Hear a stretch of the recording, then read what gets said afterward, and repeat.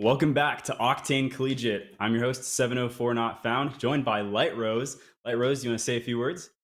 I'm just excited to get into this action of Apex Legends. Interesting to note, we're actually starting on Storm Point. Usually you might see World's Edge go first and then see how teams adapt when we go to Storm Point, but it's actually going to be the reverse. So starting out on this really big open map, maybe we'll see some Newcastle, maybe we'll see some different legends as I have some speculation, a good source that we're going to see one team do something a little bit different, and I'm really eager to see what that is. Oh, yeah. Well, I'm eager as well. It's going to be super interesting, especially considering how big Storm Point is and the rotations with these new Mhm. evac towers from the most recent season. We've seen a lot of use case scenarios from those. And we've seen a few players run Valk, which is interesting considering that the evac is a new thing, which kind of nerfs Valk. But I'm Mhm. interested to see how teams are going to use those rotations with the evac and if they want to choose Valk or if they want to use, like you said, an interesting comp. So it's going to be super Yeah, interesting. well, here's the thing about Valkyrie though. Evac towers get shot. If you try to do that in the middle of a firefight, you're gonna have absolutely no chance of getting that off. Valky at least can go behind a rock, maybe get a similar rotate. It's all gonna be about what you want as a team. Whether you do want to take that hit of maybe not having a Bangalore or not having some of these more meta legends and having to bring something like that Valkyrie just in case if that's what teams truly do want. As we go into that Legend Select screen, we get to see what is going to be selected. We're seeing some Valkyrie, seeing some Bangalore. Interesting pick. There is a Pathfinder. That is definitely different than what we've seen. And a little bit of Watson as well. Yeah, that is huge.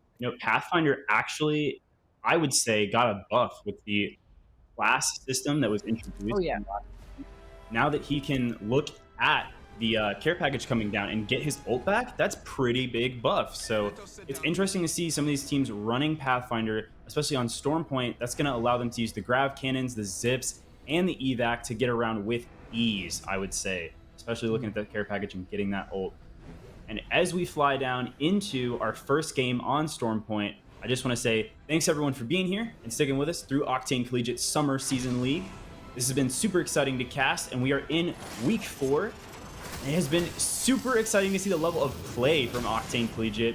These collegiate players playing in Apex Legends. And honestly, I've been shocked. Going from ALGS happening this summer to watching some of our teams in Octane, I've seen not that big of a difference in skill level. Honestly, some of these teams could possibly be in ALGS coming up in the next year. What would you say about that, Lyros? I mean, I haven't had the ability to tune in. I've been recently very busy with my move to Philadelphia, but I want to see how these players are going to interact with each other. We're actually seeing some conflict already. Nothing just yet as it's we're looting up before the fights actually start, but it should happen anytime soon. And you're already seeing that with Max taking a little bit of damage, still alive, still has the ability to use that silence. But it seems that DPU are going to have the advantage if they're able to take down Kulen. But the Volt needs to get some damage done as Sai was able to take down 2 with that shotgun. Excuse me, as Lil Broomstick is able to use that catalyst ability to lock those doors, make sure they can get that revive off. A very chaotic opening. Very chaotic. And DPU holding on there until the end. Chi-Town Max was literally on 1 for the longest time, and they managed to pull that off. So good for them. They're going to have to reset here, take this fight yet again. And Chi-Town Max really needs to get that health kit off. And I've seen some good things from DPU Alphas this season, I'll tell you what. So I'm excited for you to see some of this, Light Rose, because we have some of the best collegiate action in esports here on Octane Collegiate, as well as some of the best Apex ever. And here we see FSU, a duo, and they're looking back at the building. They're doing pretty well as a duo, I would say. They do have already a blue shield, which is going to be better than some of these teams. If they can get the rip on this team that's hiding inside of the building, maybe use that Rampart shield. But you also have to think, is it worth it trying to take this fight when you could potentially be getting placement points later in the match? Because already you don't want to be the first team to go out. That is definitely not a good mark on your record. That is big facts there. Yeah, we've seen a lot of these teams time and time again take fights.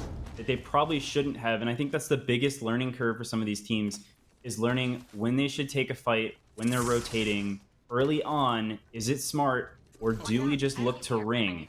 And some of these teams it works out for, like Edinburgh. They're so aggressive and they will just run at people. Same with Crimson here. They'll see somebody and they'll run at them like they're doing now. But for other teams, it's not going to work out the same way. But let's see if it works out for Crimson. Cracking the shield. They actually see you go down. Trazem does have the ability with their partner. Oh, the turnaround with the flick. Able to reload that shotgun. Down goes Team 9. That is UCSC Wolfpack A. They are our first team gone.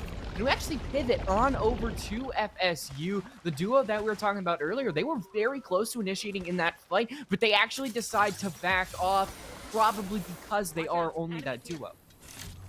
And that was a beautiful shotgun hit there. I think that was Trazem who pulled that off. What a nice flick. And near them is that duo. Interesting for FSU, as they're going to have to rotate and pick who they fight here as a duo. Much smarter than some of these other teams. And Edinburgh, like we said, already running at some teams. And they're sitting on top with the ult out. Scans coming back at them as well. Sab taking damage. Sab not playing it great here as he goes down off the stairs. It's not great. Especially because of how far they were away from their team. That pylon can be very, very impactful. You can use it as a deterrent. You can use it as a way to just get small shields. And now that isn't there. Blammers and Bluebirds can use that uplift to just go right on over, get the down onto that seer, at least crack the shield. They are able to get that, so it's only one player remaining now with Foolin able to take down Team 1. That is Edinburgh Black. You do have the calm, the peace that you do want, especially if you're Blammers and Bloomers, as they only had one player go down. And that is big to take out Edinburgh early on. They currently are 3rd place in our overall standings for Summer League. So interesting to see them not pull that off very well there. I think Sab getting cracked and then getting downed off the stairs was the turnaround in that fight. And Blammers and Bloomers really capitalizing off of that to just run right back at them off of the reset. Something good here. Yep, and that as well. And here's Tamu. Tamu Maroon is our 1st place in Summer League currently, and this is Tamu White, also doing pretty well in the standings, I would say. We'll see what they get up to here as we move on to Team 5. This is GSTU. Sure, no, we talked about the difference in like unusual picks. I mean, we saw Loba that Edinburgh was actually bringing, or I think it was. Yeah, it was Edinburgh. And then we have seen the Loba that Tamu White was bringing as well. Loba can be really good if you're not wanting to take as many fights, because she has the ability to just give you ammo, give you these attachments, give you a lot of batteries and medkits. So I think it could be indicative of a team that definitely wants to play a little bit more conservative, a little bit more back, because otherwise you could bring something, for example, a Maggie. Who is probably the legend for aggression. True that. And here we see Papa Midget going down for MMBU. That's going to be big for this fight. This could get turned on its head quickly here. Click needs to get that ult out. Click not going for the ult, but goes for the swing instead. And nades coming in the building. There's a crack on Click. This is looking like UW is going to be able to turn this around. They've got Ricky down, the 2 purples, and they're playing very closely together. That's going to help them in this fight. And they do get the res off on Gabe, or on Ricky, excuse me. Why did they not push? Waited until the res came off, and now you have a fully stocked up team. MMBU, they have Click go down, they have Spicy, and what was a very small opportunity has just completely closed, and now Papa just has to run away. You're gonna have to take the potential rat, the potential position points, and they are gonna be able to get away as UW are still focused on the actual building itself. But that's still not great for this team. As you pivot on over to Bronco Esports Crimson, they are in a fight of their own. Currently a duo. As far is down the seer, that is pretty important. They eventually get thirsted. As right now, you're gonna have Bronco Esports Crimson maybe just back off, maybe just stay a little bit conservative, as they need to survive still. DPU getting a heck of a ton of loot here. You see the Bang Smoke and the Catalyst ults coming out. That's going to be big today on Storm Point. We're going to see a lot of Catalysts being run, a lot of Seers being run as well, but then also a lot of Horizons as well as Bangalores. Bangalore and Catalyst being huge picks in the meta recently, whether it's pro or whether it's pubs. Catalyst and Bangalore, they take away your vision, they can turn around fights. Their ults are so good, respectfully, and as well as the Bangalore Q, which is the smoke that blocks your vision. We'll see a lot of that paired with the Seer, who can see through the smoke with the scan. I like this spot's energy. Yeah. Let's go. There was the recent change to Catalyst's Dark Veil, where scans didn't actually go through it. So funny enough, I don't really think that affected her pick rate that much, because the Dark Veil, the scans were a huge bonus that you were able to use the Seer or the Bloodhound or whatever, but it also really blocks off a lot of teams. It can give you a good amount of map control. If you actually watch the last circle of the London LAN, Dark Veil was probably the reason we saw Dark Zero win, because of the amount of control that it gave them with the multiple Dark Veils just in the entire match. So that, you watch that clip, it'll give you a reason why to play Catalyst. That is a great callback to LAN. You know, Dark Zero being such an amazing team, both them and TSM being our all-time most winningest teams in ALGS and competitive Apex in general. So it's really exciting to see that level of play with Catalyst in the pros.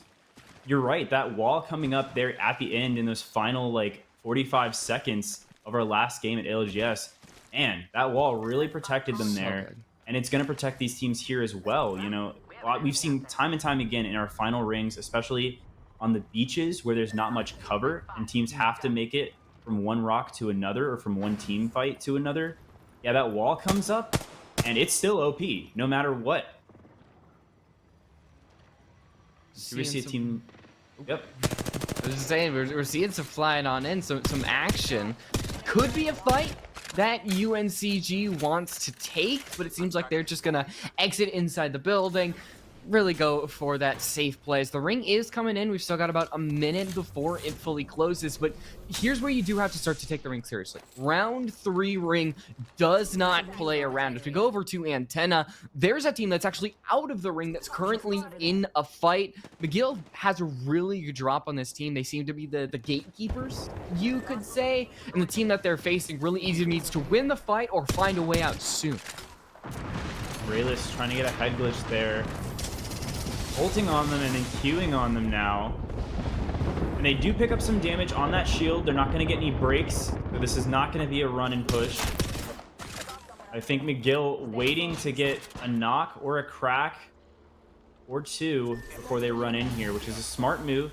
They do have the rings at their back, so they've got to move up soon. And Anzio throwing that thermite will not hit. But UCSC Wildfire is in a pretty good spot here to just gatekeep them from the ring and then move right on up into Jurassic to move more into ring. Oh, and gets a shield break there. So Mep doing great work with the 30-30. Has Skull Piercer on it. That is one of my favorite comps to run. And ooh, the Nemi coming out big here. We'll get it down on Dirty Div. Why you bring the Nemesis? You could just absolutely destroy anybody because of how fastly it kills. Anzio's gonna go for the door, and the the Bangalore just holding at the door has no chance of reacting. So the gatekeep from UCSC Wildfires definitely does work out, but I don't think they actually got the confirm onto everybody. I believe they may have left a solo. We'll have to see if we get into the late game. But overall, they get some KP. You call that a win. Yeah, as we look at the ring right now, so we're at round 3 and we've got 16 squads left. That is pretty good, I would say. You know, we've got a lot of teams hanging on, a lot of teams getting into fights, but not necessarily coming out of the fight fully dead. So we've got a lot of solos and duos hanging on. But here, Blammers and Bloomers are going to try to turn that around and make it 15 teams. Siwa is down currently, and Chef is low. Fulin is now low as well, playing in the smoke, and Fulin does go down, and now it's just up to Chef to clutch this up. Team 17 is eliminated, and that is McGill University, so they were caught by the Wildfires in the end. And Huskies here, so low. Ricky on red shields though, but he cannot take any damage to his health or he will go out. Or his whole team. Oh, but I mean, Wow. Wait. Did And somebody find the last remaining player, like, off screen? Wow. Ulan was eliminated, so Glamours and Bloomers was just taken out. Yeah. Husky's got a huge lucky break there. No, seriously, UW pulling that off, having it done for them. And so look at this ring now. They are going to have to rotate pretty quickly in. And they're going to take shots from a lot of these teams that already have a place in ring. Speaking of which, look at UTSA and their positioning. They are at top of barometer, getting a look at everyone in this final ring. That's going to help them a lot going into the next 2 rings. And they also are going to hope to pick up some poke damage here. They can hit their shots on these other teams. And Pickle is down by a thermite to UTSA's Juice.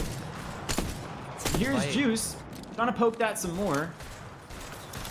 I mean, it's a big fight off screen. We're seeing these teams slowly get more and more eliminated, and especially as the ring is coming in. UCSC Wildfires, a team that we saw actually not fighting enemies. It seems like, oh no, I thought they were fighting the Prowlers. They are fighting people as Anzio's just going to weave back and forth. Is there time to get the med kit off? There is not. Zetrix has to run to the ring. So this is a team that might go down to the ring and not an actual enemy. And even if they do, they're not going to last very long. As DPU, they do lose Max without even much of a fight. They just have to find cover. Here's where the chaos is starting to come. There's still the squads left, and this ring is getting oh so tight. The ring is not helping any of these teams that aren't already in it. Oh my goodness. We see LeBron, Kobe, Jordan go out just a few seconds ago, and now DPU is struggling on that bridge. DPU did recover. They have not recovered Chi-Town Max's banner, though. And they are a duo for the time being. Since we're in round 4 with 1:40 left, unclear if they're going to actually be able to res Chi-Town Max. That is really unfortunate. As the Bangalore ult rains down on top of the banner, DPU trying to come up with a plan here to reset as they look at the rock. I doubt they're going to be able to get the res, so you just kind of got to hope that maybe you can get a third party, because that definitely is something that can happen. You actually have Broomstick with the Kraber, so you really do want to keep this team alive, because you can definitely sneak some KP now and then if you third party. Northwestern University is our 11th squad, so now is where you are going to start to get some placement points, and really you need to stay alive. So all the rats, all the duos, the singles matter so much more into this area. There's only a couple of rats left alive, but there definitely is enough where they can make a big difference. Nemesis, so powerful, and you can see that with Gabe able to do the damage, able to crack the shield of the Bangalore hiding behind the rock. It gets the crack with this smoke. That was big. And they will not push that, though. So UW has a pretty good positioning here. They have full red shields. They're above DPU, and DPU is a duo. And DPU is the one that are the ones that are going to struggle here, as they have to make the cross without getting shot from above by UW. There is a team in that egg near them as well. That's Los Tres Gatitos looking at them. So not going to be a great cross for them. Tamu White as well, having to make it to this solo rock right here off of the beach. And they're going to get pushed on. Tamu White hoping to play off of the Watson ult, and unhit Lotus Lobster will go down. Shigeru goes down, and Tamu White really struggling here, has to find cover. Swifty needs to reset as quickly as possible, but he's getting chased by Team 5. That's GSTUA. Oh, man. It's chaos. It is pure chaos, Jay. You take any cover that you can get, and this ring, you cannot afford to touch it. And Swifty, he's found a moment of silence. He is in the ring.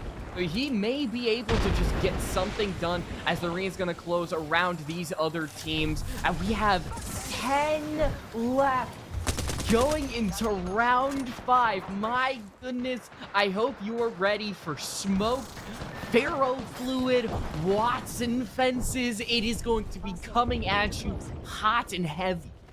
Oh, certainly, right, Rose? And we see it already as the smoke is out here and the Catalyst is starting to throw the cues. So Lil Broomstack and Tepid have done a great job of moving up onto the bridge, and they're looking back with the Kraber at that team on the rock. I think Zwifty is still alive for Zwifty is down.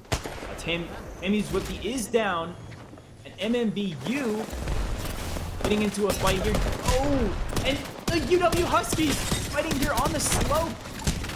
And Curse 6 damage and it goes down. Ricky on literally 1 to 2 health and will go down. And so Team 10 goes out. That's UNCG Phoenix as well as the UW Huskies. And who's on height? It's UTSA Roadrunners looking down to third that. They're going to get some points here as Dash and Aqua get into it. And so the fight is happening on bridge at the same time. It's happening here, and big damage from the Maggie Q. Oh my. Almost gets it down, and Juice is gonna run at that. Big crowd up in the ring. Team 19, DBU Alpha's eliminated. MMBU also eliminated. 5 squads left now as we're going into round 5. Oh my gosh, Light Rose. I was right. We had 5 squads eliminated in that about minute and a half that you had in between the rounds. But now the teams that were on this high ground are essentially going to have to acquiesce because the ring is going to a very open area.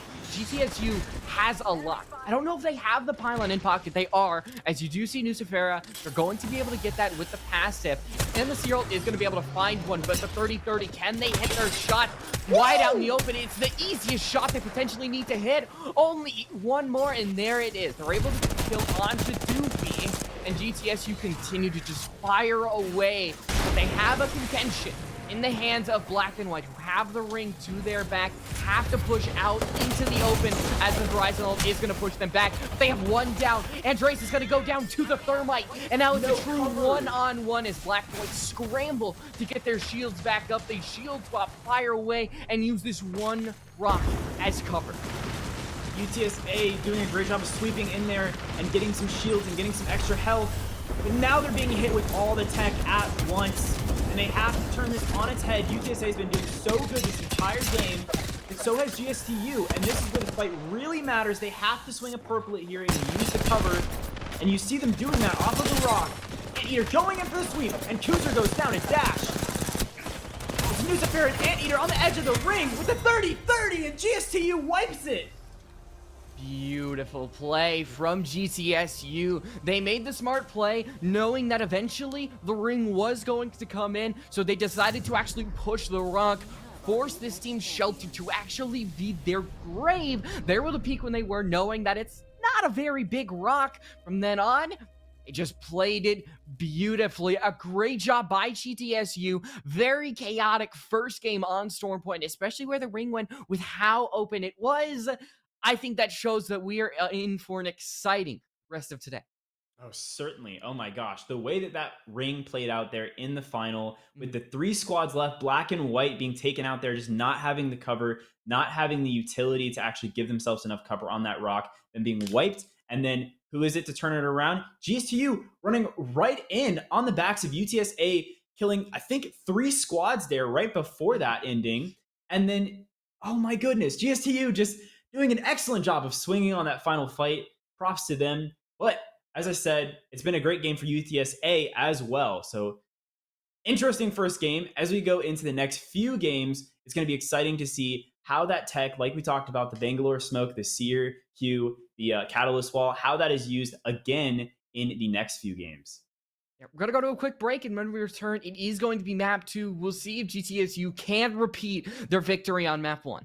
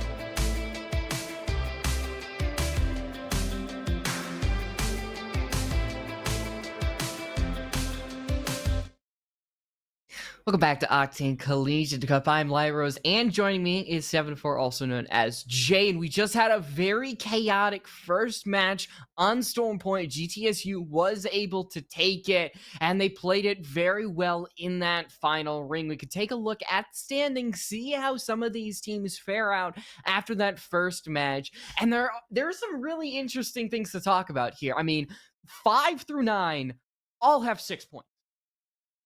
Yeah, really, really super close. 5 through 9, and even 10. RIT Black has 5 points. Yeah. And then from there down, I mean, even in 14th, it's very close game from the top down. But in the first 3 place slots, GSTU, UTSA, and Black and White clearly doing well for themselves and running this game up. So GSTU had a wonderful first game. We talked about how they played in that final ring, swinging onto that fight and taking out UTSA in the end there. And Black and White just did not have the cover they needed to finish that fight. But all 3 teams picking up a heck of a lot of points, and that is going to put them in the first 3rd slots. And as we go into game 2, it'll be interesting to see how that changes. I want to let you guys know this is overall standing, so this is not per game. For example, RIT Black got 4th, so they got 5 points, but they're in 10th. So that shows you how good the kill spread was across that first match and how important it is to make sure that you do get that KP, because that can make the difference between, for example, being 10th and being 4th, like we saw. I forget who Team 20 is with Papa, Click, and Spice.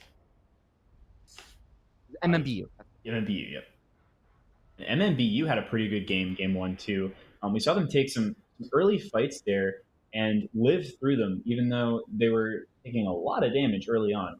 So good for them for surviving. This is a battle royale game, and the longer you survive, the more points you rack up. Getting kills. Getting points. 5 points without getting kills. That's still pretty impressive. It shows you why it is definitely important to stay alive in that late game. You don't always have to do amazing every single game. I mean, we have 6 maps for a reason.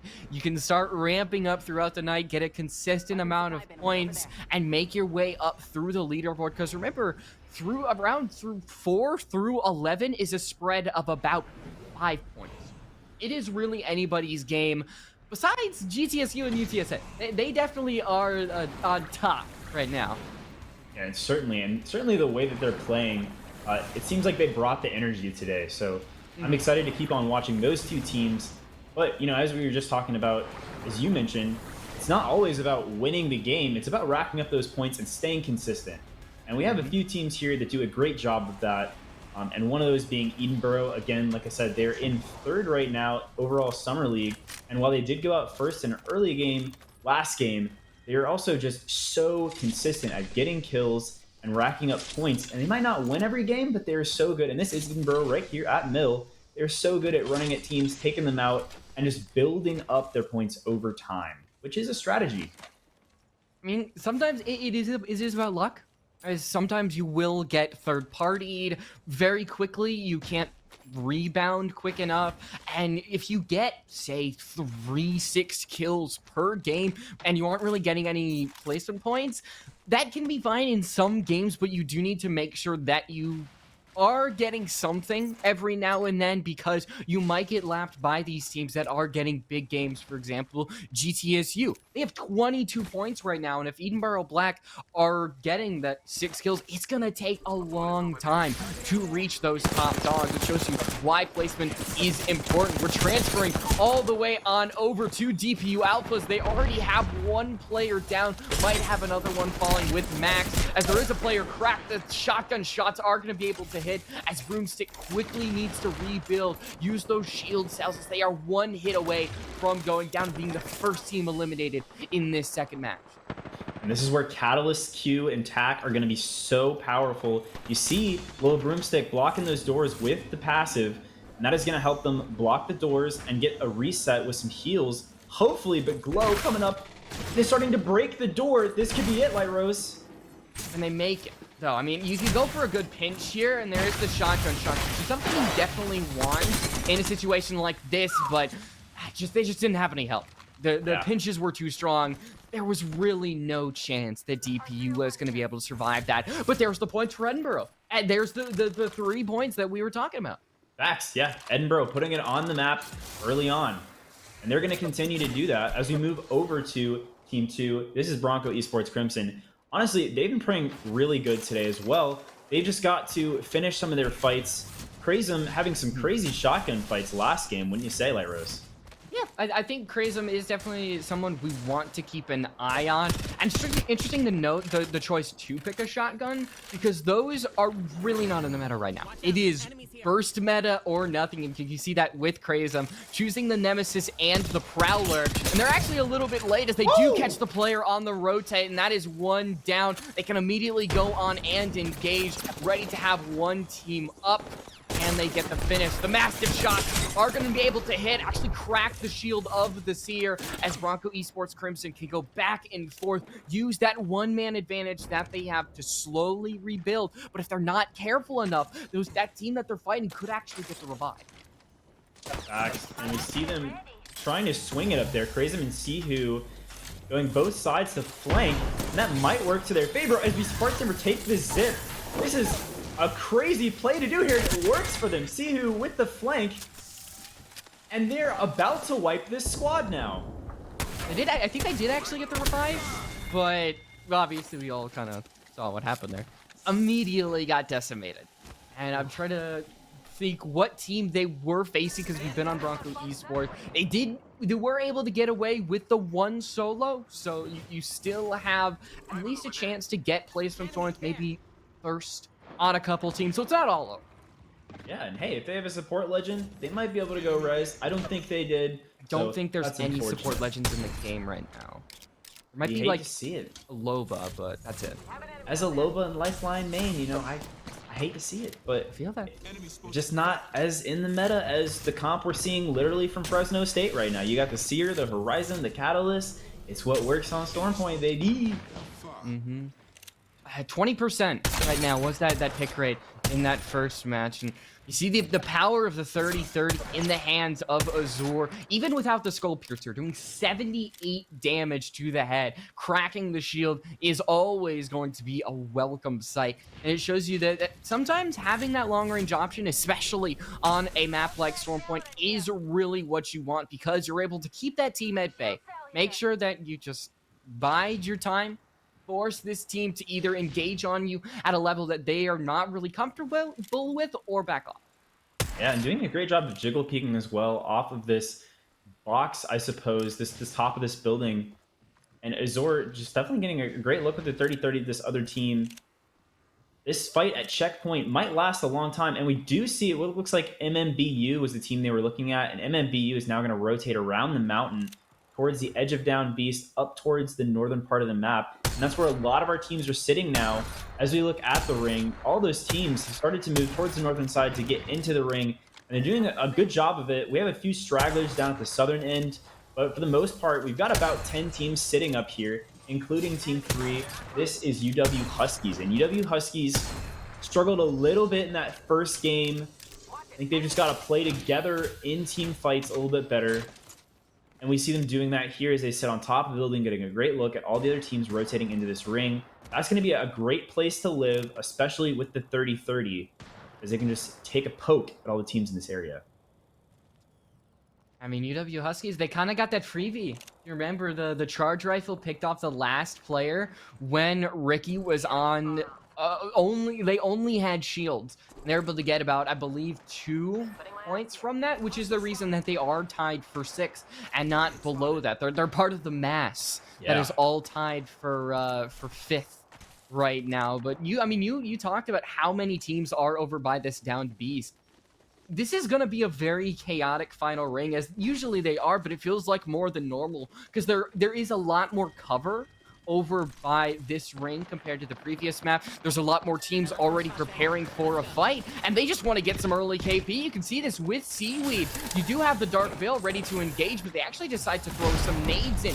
It's the dueling Heartseekers. They're able to catch 2 waves, getting out their opponents as the dual Dark Veils are actually brought out. But Northwestern have dropped a player. They want to still engage, but they want to back off, and it seems like Seaweed with the commitment is going to try to at least separate him and that team. Northwestern are completely at a disadvantage. They should back off if they value getting any KP, as the team inside here, Los Tres Gatitos, have everything they need. Yeah, Los Tres Gatitos doing a great job of turning that fight on its head and protecting their space there. And honestly, Northwestern, I don't know, I guess they should have pushed that a little faster, because in doing what they just did, they lose a player and take a bunch of damage and lose some health there as they try to rotate out of that fight. I think they should have played that a little faster, and it looks like they are trying to go res, but they turn around and now are getting shot at again by Los Tres Gatitos on the swing out. It shows you how many teams are here. You cannot peek your head, because there's going to be a team at another area of down B. It is unbelievable how bad this ring is going to be, especially in round 2. We did see UCSC Wolfpack A go down. They were our 19th team to fall. And as more teams are going to slowly start to make their way over here, we do have some time to wait before that engagement actually happens. Only a minute, and it's only round 2 ring. So once round 3 hits, then you're going to start to see that constricting and that chaos you usually love to see as Northwestern. They are engaging or being engaged upon as Team 8 have no chance but to react to the team up against them. This is Tamu White, the only player left alive, the Watson, bringing out that pylon. There's really no chance of getting a revive. They can only use that pylon for shields, as the opposite. Team 20, MMBU can engage, get that kill onto the Watson. It takes a little bit longer, but eventually Tamu White are going to be the next team to fall. And a smart swing there. That is unfortunate for Tamu White, but MMBU gets some more points on the board. And again, like you said, this ring brings so many teams into different areas of cover, different areas of height, including the sewers. I actually kind of like this ring because it forces these teams to innovate, to come up with creative solutions to fight. And we're going to see that here as Fresno State fights still at countdown. And they throw the ult in and are going to have to swing through a blocked doorway. Shots. Oh, the 30-30's brought out. Hipfire can be good, but Catalyst is going to block the door. And now Wise has engaged. It's 2 down as Fresno State. Just need to get the confirmation onto the 3rd. And down goes UNCG as Fresno State take some cover. They are in the ring, so they don't have to worry too much. And now they can get that 3 KP and worry about the next fight. Fresno doing a great job up there at countdown. They are going to have to rotate around the mountain now. And they're going to probably run into Edenborough here. Edenborough's got a really good spot. They're right on the other side of the mountain where these teams are going to have to rotate from countdown. And you see them blocking it up with the Watson fences. Edinburgh usually running at teams, but now they're holed up, waiting to get some poke damage. So that's interesting to see, as we see some of our other teams on the rotation, including Team 6. This is Black and White, and they are going to use that Valk, as we talked about earlier, to make a great rotation through Storm Point. And I think there's a reason why Edinburgh is playing a bit more passive, and that's just because they have the ring. When you have a very good ring and you have really good cover like that, like they're in a very central area near sewers, you don't really want to give that up, because with the guns that they have, with the legends that they have, it does benefit potentially a little bit more conservative when you're able to use that Catalyst, the Dark Veil, the Q, the Heart Seeker. Everything benefits you when a team pushes you. And that's why you're always gonna want to play a little bit more passive when you have the good cover like that. Facts, and they're truly playing it smart here. As well as Team 2, Bronco Esports Crimson sitting on top of Down Beast, throwing a bunch of nades at that Horizon Q, but getting shot at from another team nearby. And I think that is Edenborough actually poking them from the building. And it looks like it is, as they sit on top of Down Beast. This is not going the way they wanted it to. Hopefully, they can take this fight without taking too much damage from Edenborough. They do have the natural cover of the Beast as well, but it's not really only Edenborough that they have to worry about, because there's more teams in that little building. There's more teams coming around them, I believe, just going through that rotate to Down Beast as well, which actually isn't inside the ring. So they are going to have to move as well as we reach a minute left, and UW Huskies are still on that building that they were before. This is also a really good spot of coverage that it is honestly not shocking that UW Huskies do want to hold this area of cover. Yeah, and they've got pretty good loot over there too. They've got a lot of bins to work with that even if they've been looted before, there should be some still residual ammo and health items sitting in those bins that they can swap for. Maybe some shield swaps as well, as we see Kuzer make a shield swap.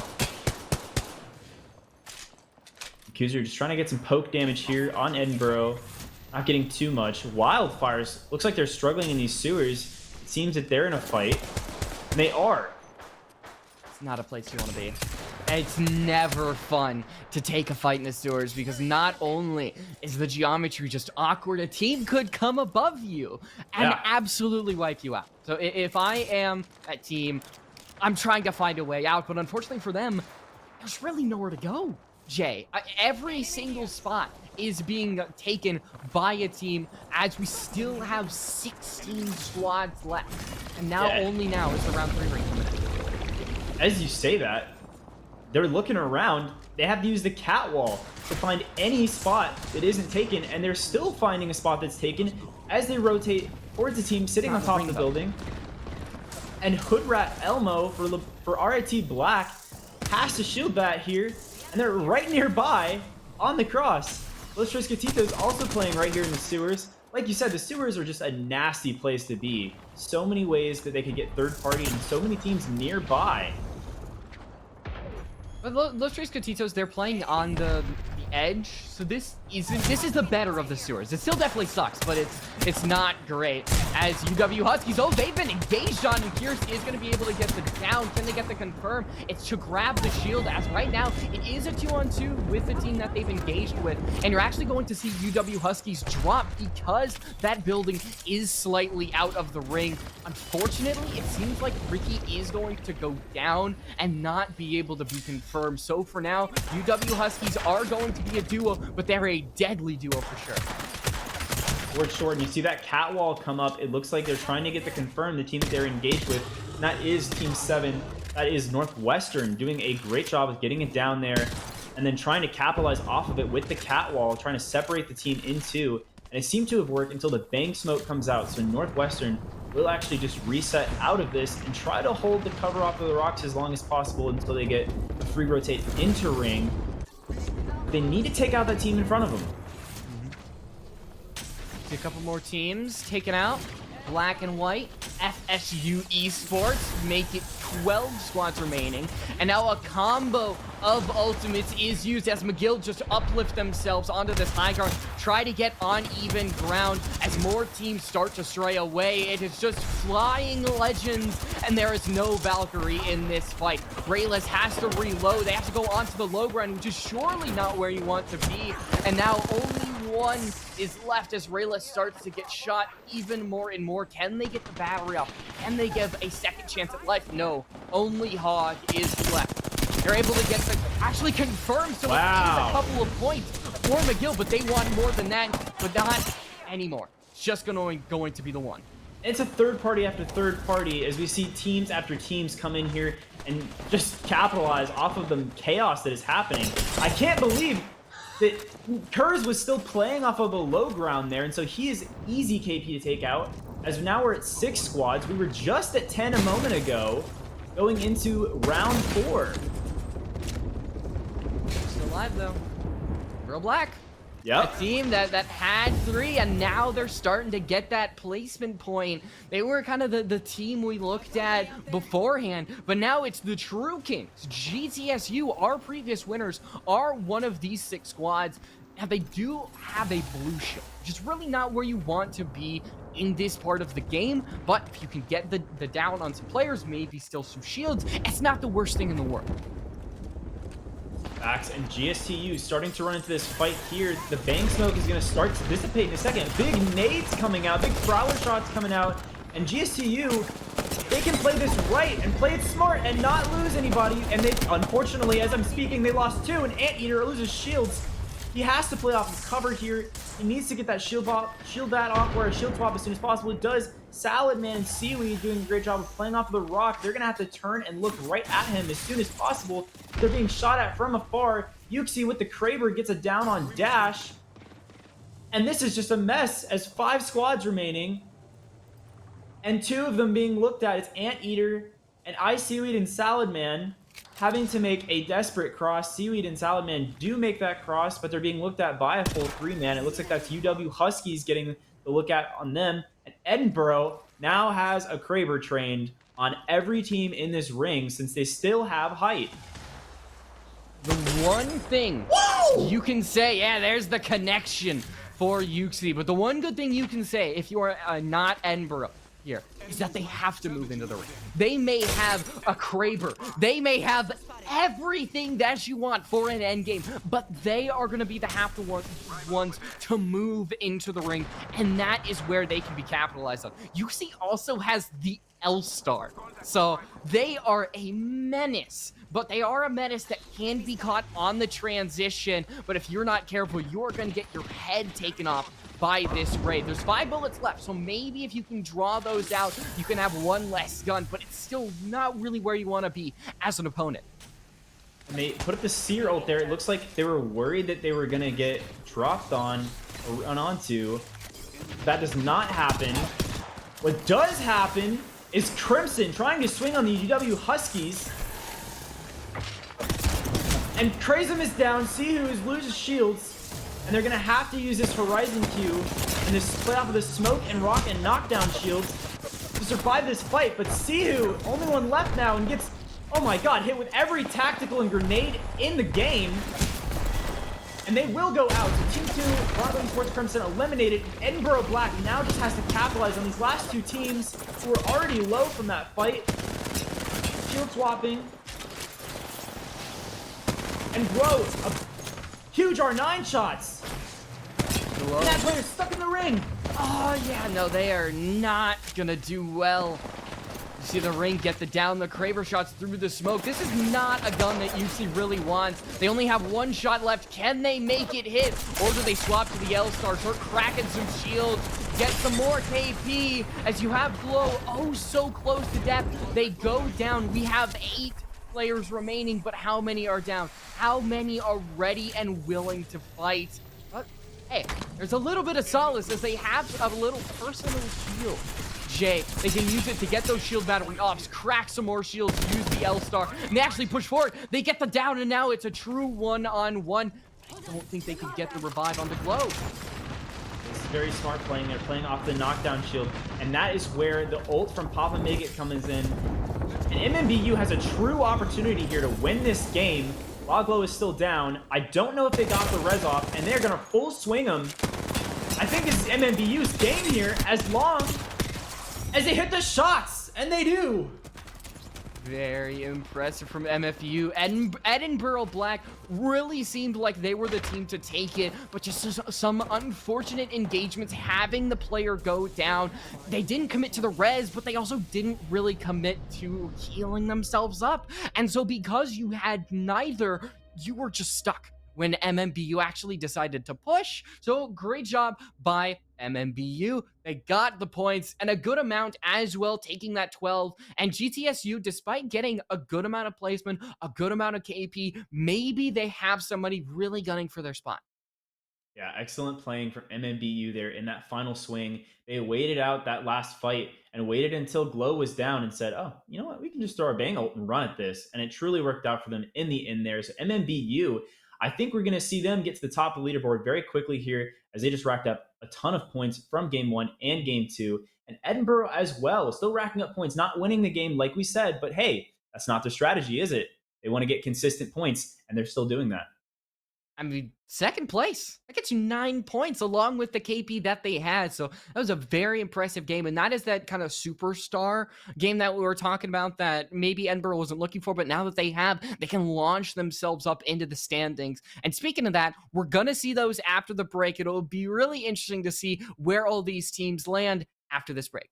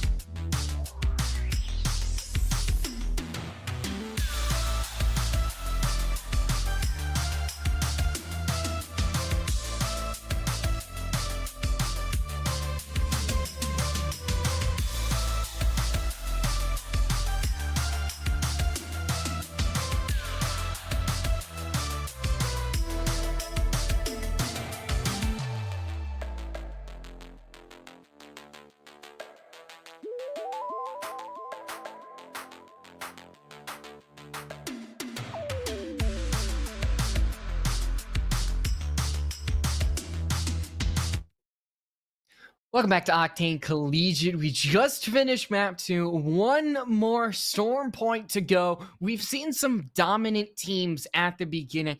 UTSA, GTSU, Edinburgh Black had an amazing second map. I think there's no greater way to see the visual impact than to look at the standings, see who's on top, see who made some really big jumps. And look at MMBU and GSTU top of the leaderboard by 1 point difference between the two, respectfully.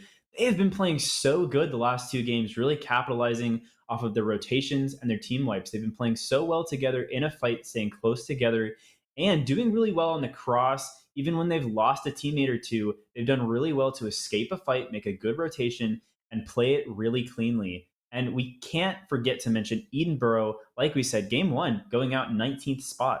But then in game 2, putting up a whopping 12 kills and launching themselves into third place. So Light Rose, they're also tied for UTSA, 21 points. I've also got my eyes on UW Huskies. We saw how they did in the first map, how they did in the second map.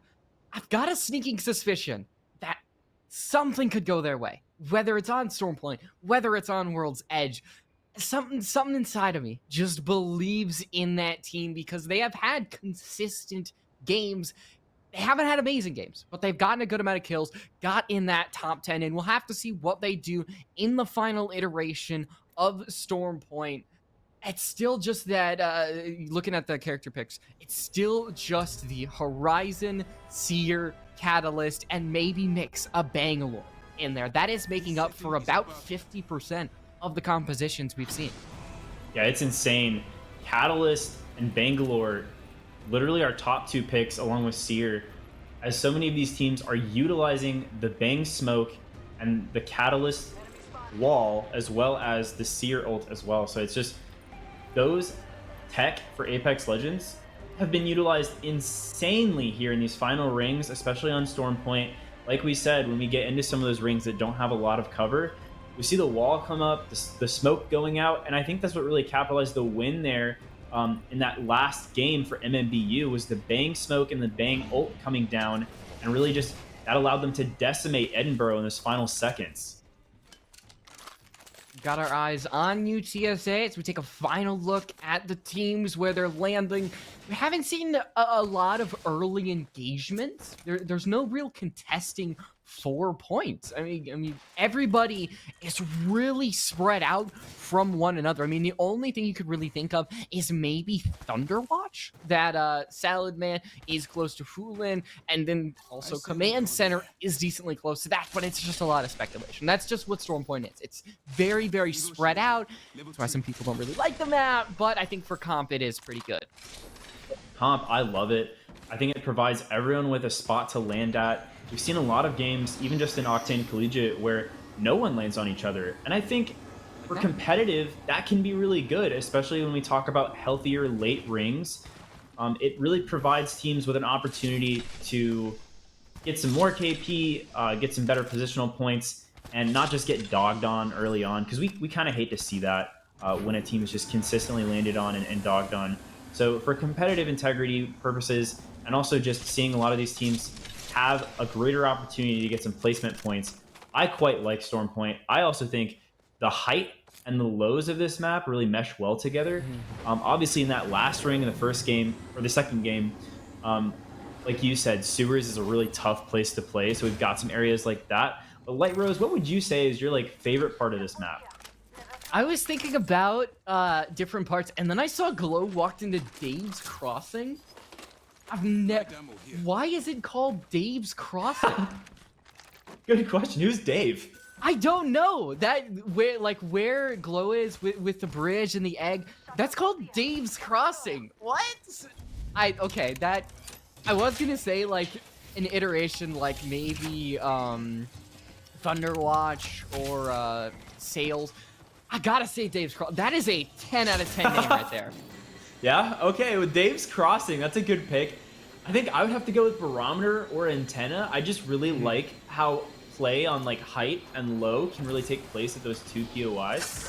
If you've got a team on Barometer at height, it's always going to go in their favor. But here's to you taking an early fight. That's not what we expected. 19 squads left. GTSU can actually find something out of this. They maybe get out. It seems like they're leaving Shoot Dash for dead. And they don't have a support legend, but that's if they can actually get out. Maybe Anteaser can get the jump on him. Woo! A great hip fire from the 30-30 down to 1, but it seems like they're being cornered. A second down, and now it's just a one-on-one. Can Nusafera find a headshot as they need to push forward, need to close the distance, need to crack the shield of the swap that the player just had. This is a big opportunity for GTSU, but a great shot from Siwa takes out one of our top teams going down. And now Team 15, Blammers and Bloomers, they were in that lower echelon around 12th to 13th, and that is going to be a great way to start inserting themselves in that top 10. Both teams playing so well there. Siwa trying to chase, and the Blammers and Bloomers doing so well to capitalize off of that fight. That is going to stink for GSTU as they are in the top of our standings right now in second place. That's going to drop them a few points. But I gotta say, they almost turned that fight on its head, especially with the shots from Nusi on the G7. Oh, so good. I mean, the hip fire on the 30-30, funny enough, it's amazing. If you have ever played the 30-30, it's my favorite gun in the game. Hands down, nothing even comes close. But hitting something like that with the hip fire of the 30-30, mwah. Oh, yeah. Chef's kiss. I could listen to some 30-30 shot ASMR on YouTube for hours and go to sleep to it, honestly. Oh, yeah. And this is Black and White running in here. They have not gotten I think, any confirm on a shield break or a down yet, but now they in turn get shield broken, and Lil Baka has really got to reset here back into the building. So I don't think they're going to run as planned at that team. So making sure to get the reset. There's our team we saw before. Blammers and Bloomers, they are in the ring. It's not really going to hurt too bad as long as they have med kits. But they got to be careful. They might run into an enemy that is Northwestern University that we haven't really talked about too much. They definitely have been on the down low. They are actually not doing too bad. They're 9th overall, but they just haven't had those crazy plays. They've been decently consistent. And sometimes decently consistent doesn't get you really on the broadcast, but it seems they're going for the evacuation.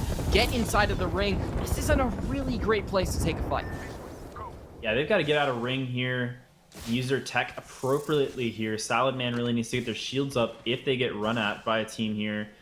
18 squads left. You know, Northwestern has actually not been playing too bad. You know, like you said, they're pretty consistent. They're in 9th place right now. They have 4 kills on the board and 12 points overall. So it'll be interesting to see what they do in this 3rd game on Storm Point. But I've actually liked what I've seen from them in team fights.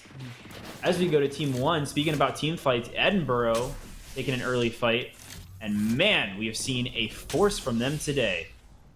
Already got all purple shield as well. This early in the game. I'm scared for any other team that they come across because right now they are interacting with the team on the outside who you can see only have blue shields, so they are going to have the jump, but the distance between them, and I don't know if that was MMBU that they were shooting at or we just cut to a different area, but MMBU, hell, they were the winners of last match, so they can go for the repeat if they truly want it. And MMBU versus Edinburgh, that's going to be big for the rest of our teams if one of them goes down here. MMBU has been playing so good. I've loved what I've seen from them in this summer split, but also just in general for today. Like this game right here, I want to see them put some crazy points on the board like they did game 1 and 2.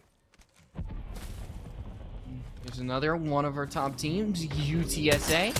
They're over by Fish Farms. They do catch a team on the rotate, and now they've actually split a team up. They have to go off of the evac tower, which actually probably messes with a rotate. Granted, there is a lot of time to rotate, so 2 minutes before that ring starts to come in, but UTSA have that high ground and they can really gatekeep if they want. UTSA has also been playing good. When we talk about teams that have deservingly been on this broadcast today playing so well, UTSA is one of them. They're my sleeper pick for Summer League. I think that Juice and Navon and Kuzer are all excellent players. They play so well together, and look at how they adapt to this fight here, looking at one team and then pulling up on another that comes behind them. So realizing that there is a threat on their right behind them and then adapting to that. You gotta be careful. There has been 2 squads taken out, but we could see some more start to go taken down. UTSA, they have encountered that team and they have started to walk away with at least a down. We'll see if any more are going to come from it. The confirmation is there, but we got to focus on MMBU. They get the crack, and they're just trading high ground and low ground with this team that they are engaged with, but they're hurt. See Moby's grabbing that Phoenix skid. Spicy P just finished up on one and using that bank smoke just to disengage, heal on up, and get some distance in between them and their opponent. Yeah, look at how well they're communicating to pull back out of the fight and get back into it all at once, using the bang smoke, using the horizon cues to really stay aware, get some extra loot here. It'll be interesting to see what they do in this fight. Since there is a team in front of them, they don't actually need to engage with that fight just yet. But I think we'll see them pull away as we see UCS Wildfires fighting off of the box here, getting some wingman shots in. That's my favorite gun right now. Bang ult rains down. USC Wildfires need a kill. They currently are one of the only... No, they are the only team right now that do not have points. Yes, it's just unfortunate to have that happen, but we still have 4 games. They could start going on a hot streak, get something done, but it seems they weren't able to get the confirmation onto the kill. The shots that we saw from Trix over on MMBU, they are still fighting this fight. the longest fight in the world, and it seems they may not come out on top. As Spicy B has fallen, they go for a very eager rotate to catch the team off guard, but it is not going to benefit them as Papa gets oh so close to going down, and Ricky using that high ground can completely dominate. It's UW Huskies, my sleeper pick going into these next matches. They're going to be able to get that revive, get pairs back on their feet, and only one more confirmation before they win the fight. No, MMBU not doing a great job of swinging there as they have to go take the team on height, and we see that fight go the other way just because of that. UW picking up some KP here, getting the finisher on Moby, and now they're going to have a good rotation out of the ring, and they might even be able to pick up that last kill on MMBU. So MMBU definitely needs to try to stay alive here as we got 17 squads left, and UW makes the rotation inward. Sorry, what is the team on? You see the team on top that is still in the ring? Yeah, I am not sure what their goal is here. Are they? Is there a team fight? I don't think so. They're just up there chilling. What is going? I'm confused. Okay. Interesting to say. Yeah, the no, least. I love how just the silence. We're both just like interesting. I mean, this isn't ranked. I mean, you can go for placement points like that, but I don't think it'd be considered honorable. Yeah, and it's funny considering in the last week, the message from Respawn and EA about competitive Apex saying that it's so interesting that they've seen how these teams play so far into the storm. And wow, massive nades coming out there. Dietrix and Meth with the nades as the Wildfires look to capitalize off this fight. They got their points. I mean, they can start skyrocketing themselves in the leaderboard. I mean, that already puts them up about 3 or 4 points with everything that we've seen, and they can get more. All they need to do is survive, maybe actually get a couple points, but they are being surrounded on both sides, especially by Blammers and Boomers. FSU, a team that is on that lower end that you do see UCSC contending with, they are down. So this is the perfect opportunity. It certainly is. And as we look at the ring, 16 squads left with 1:11 left in the 3rd round.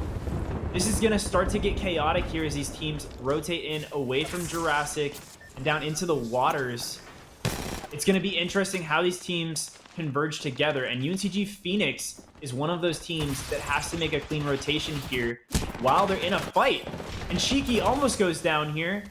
Kumae and Black Sage trying to swing, and Kumae goes for the heal. They have to play together off of these boxes, or else this is game over. That RE45 is not great for shields. It's why Hammer Point are good for that specific reason for health. So you might see teams start to fall. They're just kind of the surveyors watching this from the outside as an engagement occurs. They're going to be able to have one down, but can they find their way out of it? Meth has a shield battery that they can pop a massive amount of health away from. Actually do finish it, and now with Anzio they can get that confirmation, maybe take some high ground away from this team as a Thermite starts to go out.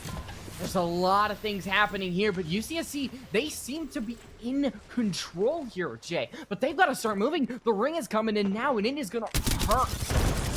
Yes, ma'am. USC Wildfires doing an excellent job here in Game 3. We've seen them, like we said earlier, kind of sleeping in Game 1 and 2, but USC Wildfires doing a great job swinging and communicating on these teams here. Anzio needs to heal up as the ring comes in, but for the most part, they're about to capitalize off this fight. Oh, but the Catalyst Q grabs them! And that has to be the solo. I think the good news is they're on a slow. Bad news is they're walking into 2 potential squads. So, yeah, it's not looking great. And the team that they might come in contact with is UTSA, who are ready to strike. They've got more kills just to add to their repertoire, going in and out of the bridge. This is a lot more covered than some of the previous ones that we've seen, but it is still going to be hard to find good cover that isn't already taken by teams like RIT Black. Yeah, RIT Black having a great opportunity here, sitting in that building with the poke weapons aimed at everyone on the cross, and look at that. It's Edinburgh taking out more squads, getting those points as we have 13 squads left now. Minute 30 to round 4 closing. And Edinburgh have a pretty good spot here. They just need to walk up and claim the rest of this POI barometer. See the solos at the top of your screen. We have essentially 11 squads with 2 rats trying to get the placement points. With the Nemesis just being shown all over. Very good gun. And just the ability to absolutely shred anybody that it encounters. More engagements are happening. Having to dive, duck, and dodge all these bullets from every single direction. You can see how many teams inside of the ring. And the considerable lack of teams that are in them. There's gotta be at least 7 teams that aren't inside that are going to have to make their way in. Facing teams that have good cover, it's going to be a rough rotate. Team 2, Bronco Esports Crimson, they also have pretty good looks at all these other teams, pretty good height. They've got 3 purple shields and a Nemi train down on everyone. Edinburgh, though, Yuxi is so good at playing Wraith for this squad. They just rely on Yuxi to capture teams, to set down that ult and rotate between buildings, and it works so well. You see them, all 3 of them now over here instead of where they just were, and now they have an opportunity to take out this team on height with the Seer ults and clean it up. We've also got the Pylon as well. That's the defensive capability that Watson has. Just the change is really what you want in a comp. UTSA, though, they've got that meta comp with the Bangalore Horizon Seer as Juice. The Bangalore gets so low, but they're able to get the shield battery off, and same with Nevin. So this is a team really in distress. Our Horizon ult comes out. It is going to suck this team in. Immediately destroyed, so no opportunity to go off of it. And a great Seer silence. It takes out so many of those teams, or at least forces them off of the ground that they were on, just bouncing in and out of the ring. That hurts so much, but it stops right there, and enough room for LeBron Kobe Jordan to really bounce like they have been. MMBU is just taken out a moment ago. Now Fresno State as well. That is so tough for those 2 teams. MMBU, though, still probably going to be on top of the leaderboard. They've done really well this game. But UTSA could take that away from, GSTU could take that away from, and of course Edinburgh Black could take that away from. But RIT struggling here. Pickle, so low, has no teammates left to work with, could possibly, nope, will not get the res on Kitsune, and has to play, gets the solo kill on Sage, so takes out UNCG.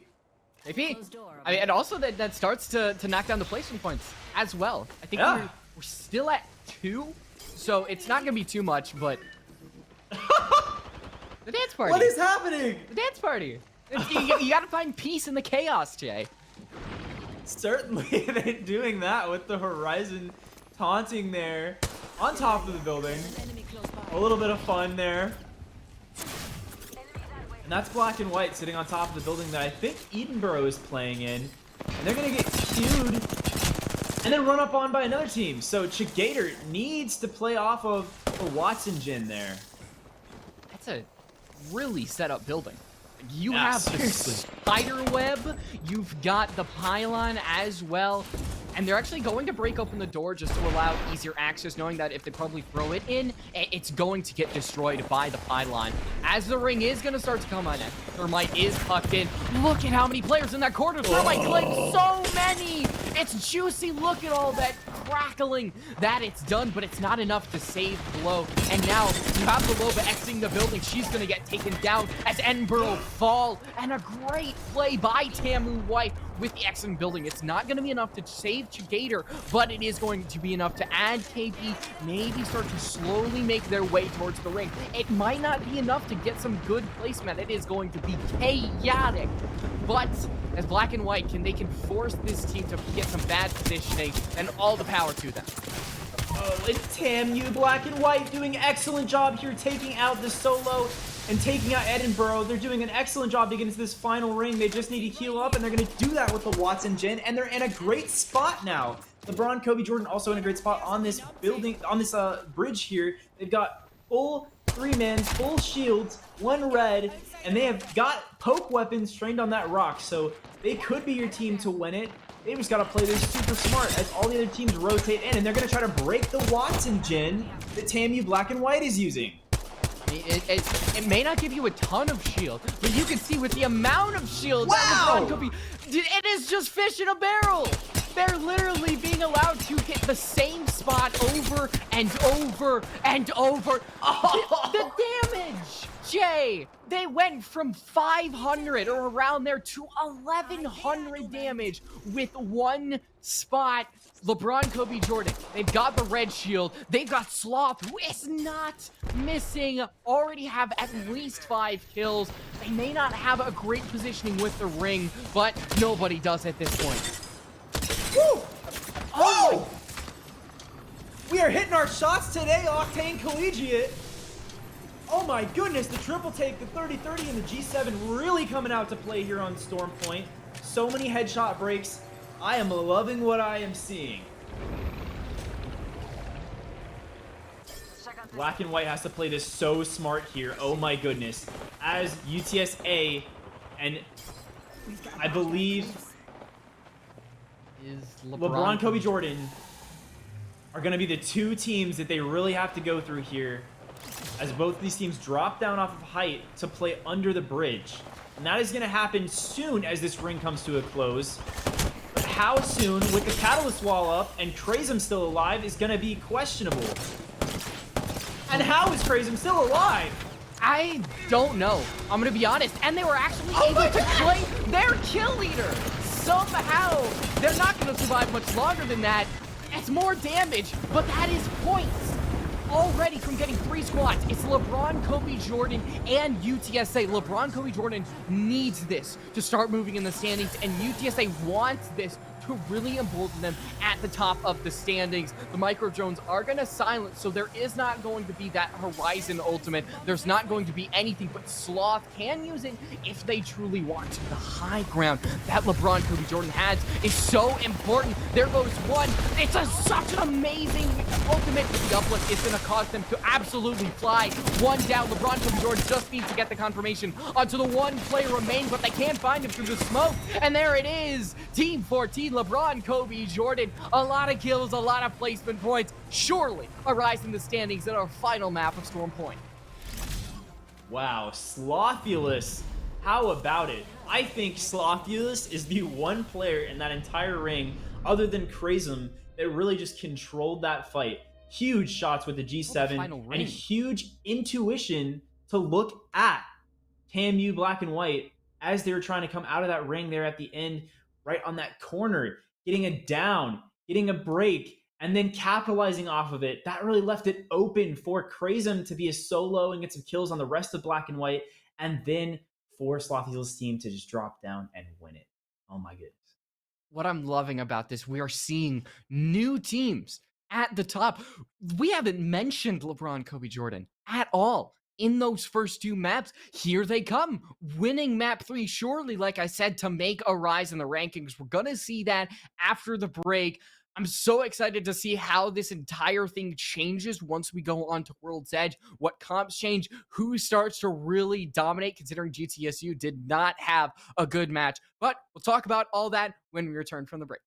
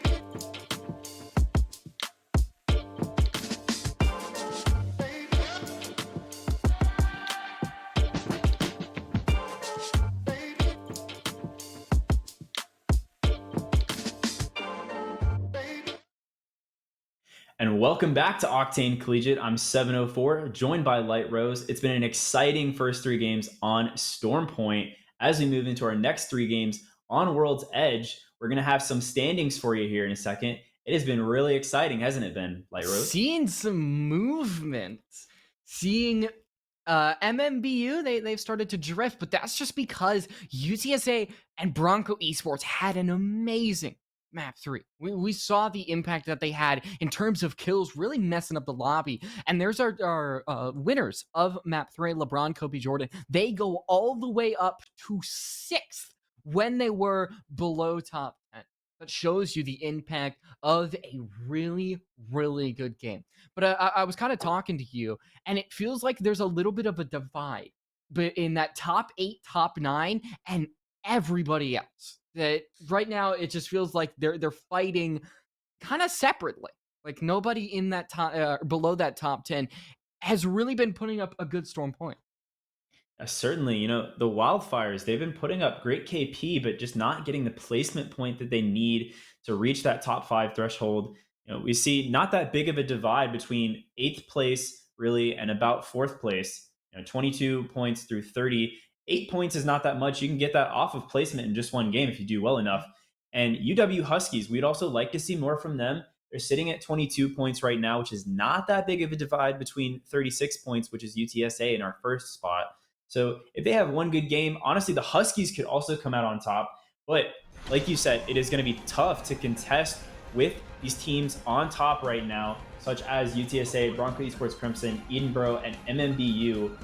And GSTU also doing well as well. Those top 5 teams playing really consistently, placing in the top 5 almost every game, and getting consistent kills. So that's like I said, getting consistent kills, it might not be a huge amount of points when we talk about placing 1st or 2nd or 3rd placement wise, but when you're Edinburgh and you're putting up 12 kills a game, it might not matter.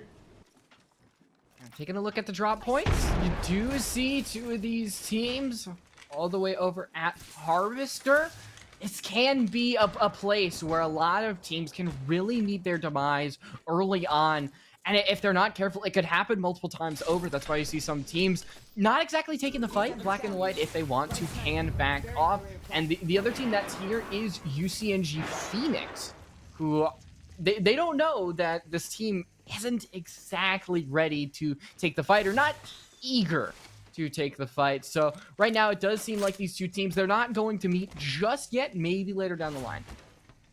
We've seen UNCG, they have not been super, I want to say, confident to take a fight early on, or if they see an opportunity to, they don't capitalize quickly enough, I think, in some of their fights. So I'm really interested to see what they do here at Harvester.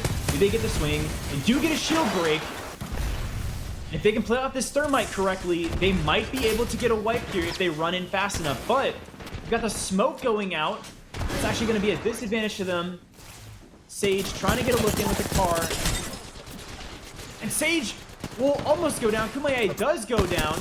Cheeky needs to play off of the shield. So does Sage. Sage going for the bat.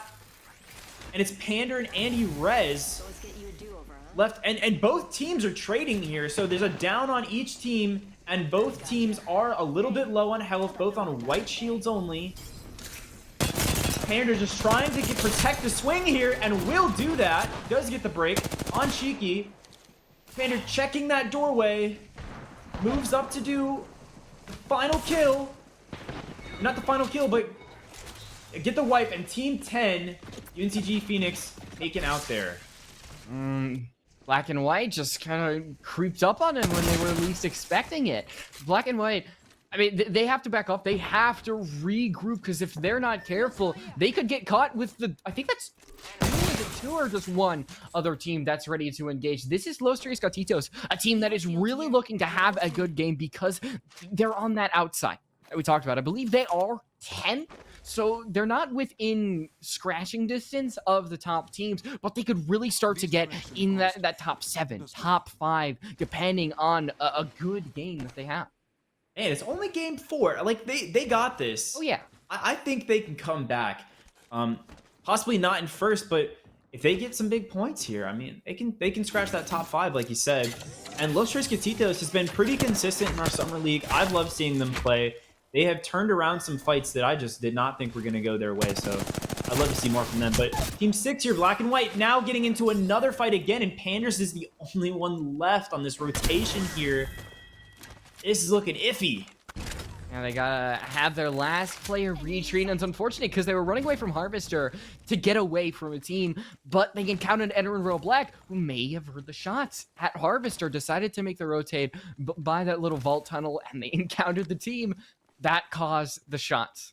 They still have that one player left alive, so it's not all doom and gloom, and they can actually use this chaos to maybe get away as Sav just hits the shots with the Nemesis, and there is the player just trying to make a rotate. They're so open, there's no chance that they can survive all the shots, and you can see they actually might get thirsted from this Edinburgh Black team, who are looking to take that top spot from UTSA. Edinburgh, if we know them, they're going to play hugely aggressive. If they see you as a solo or they see you out in the open, you are going to get a shield break. I mean, Yuxi doing such good damage there, as well as Sav, and Doofy will go down. So I think this is Broncos.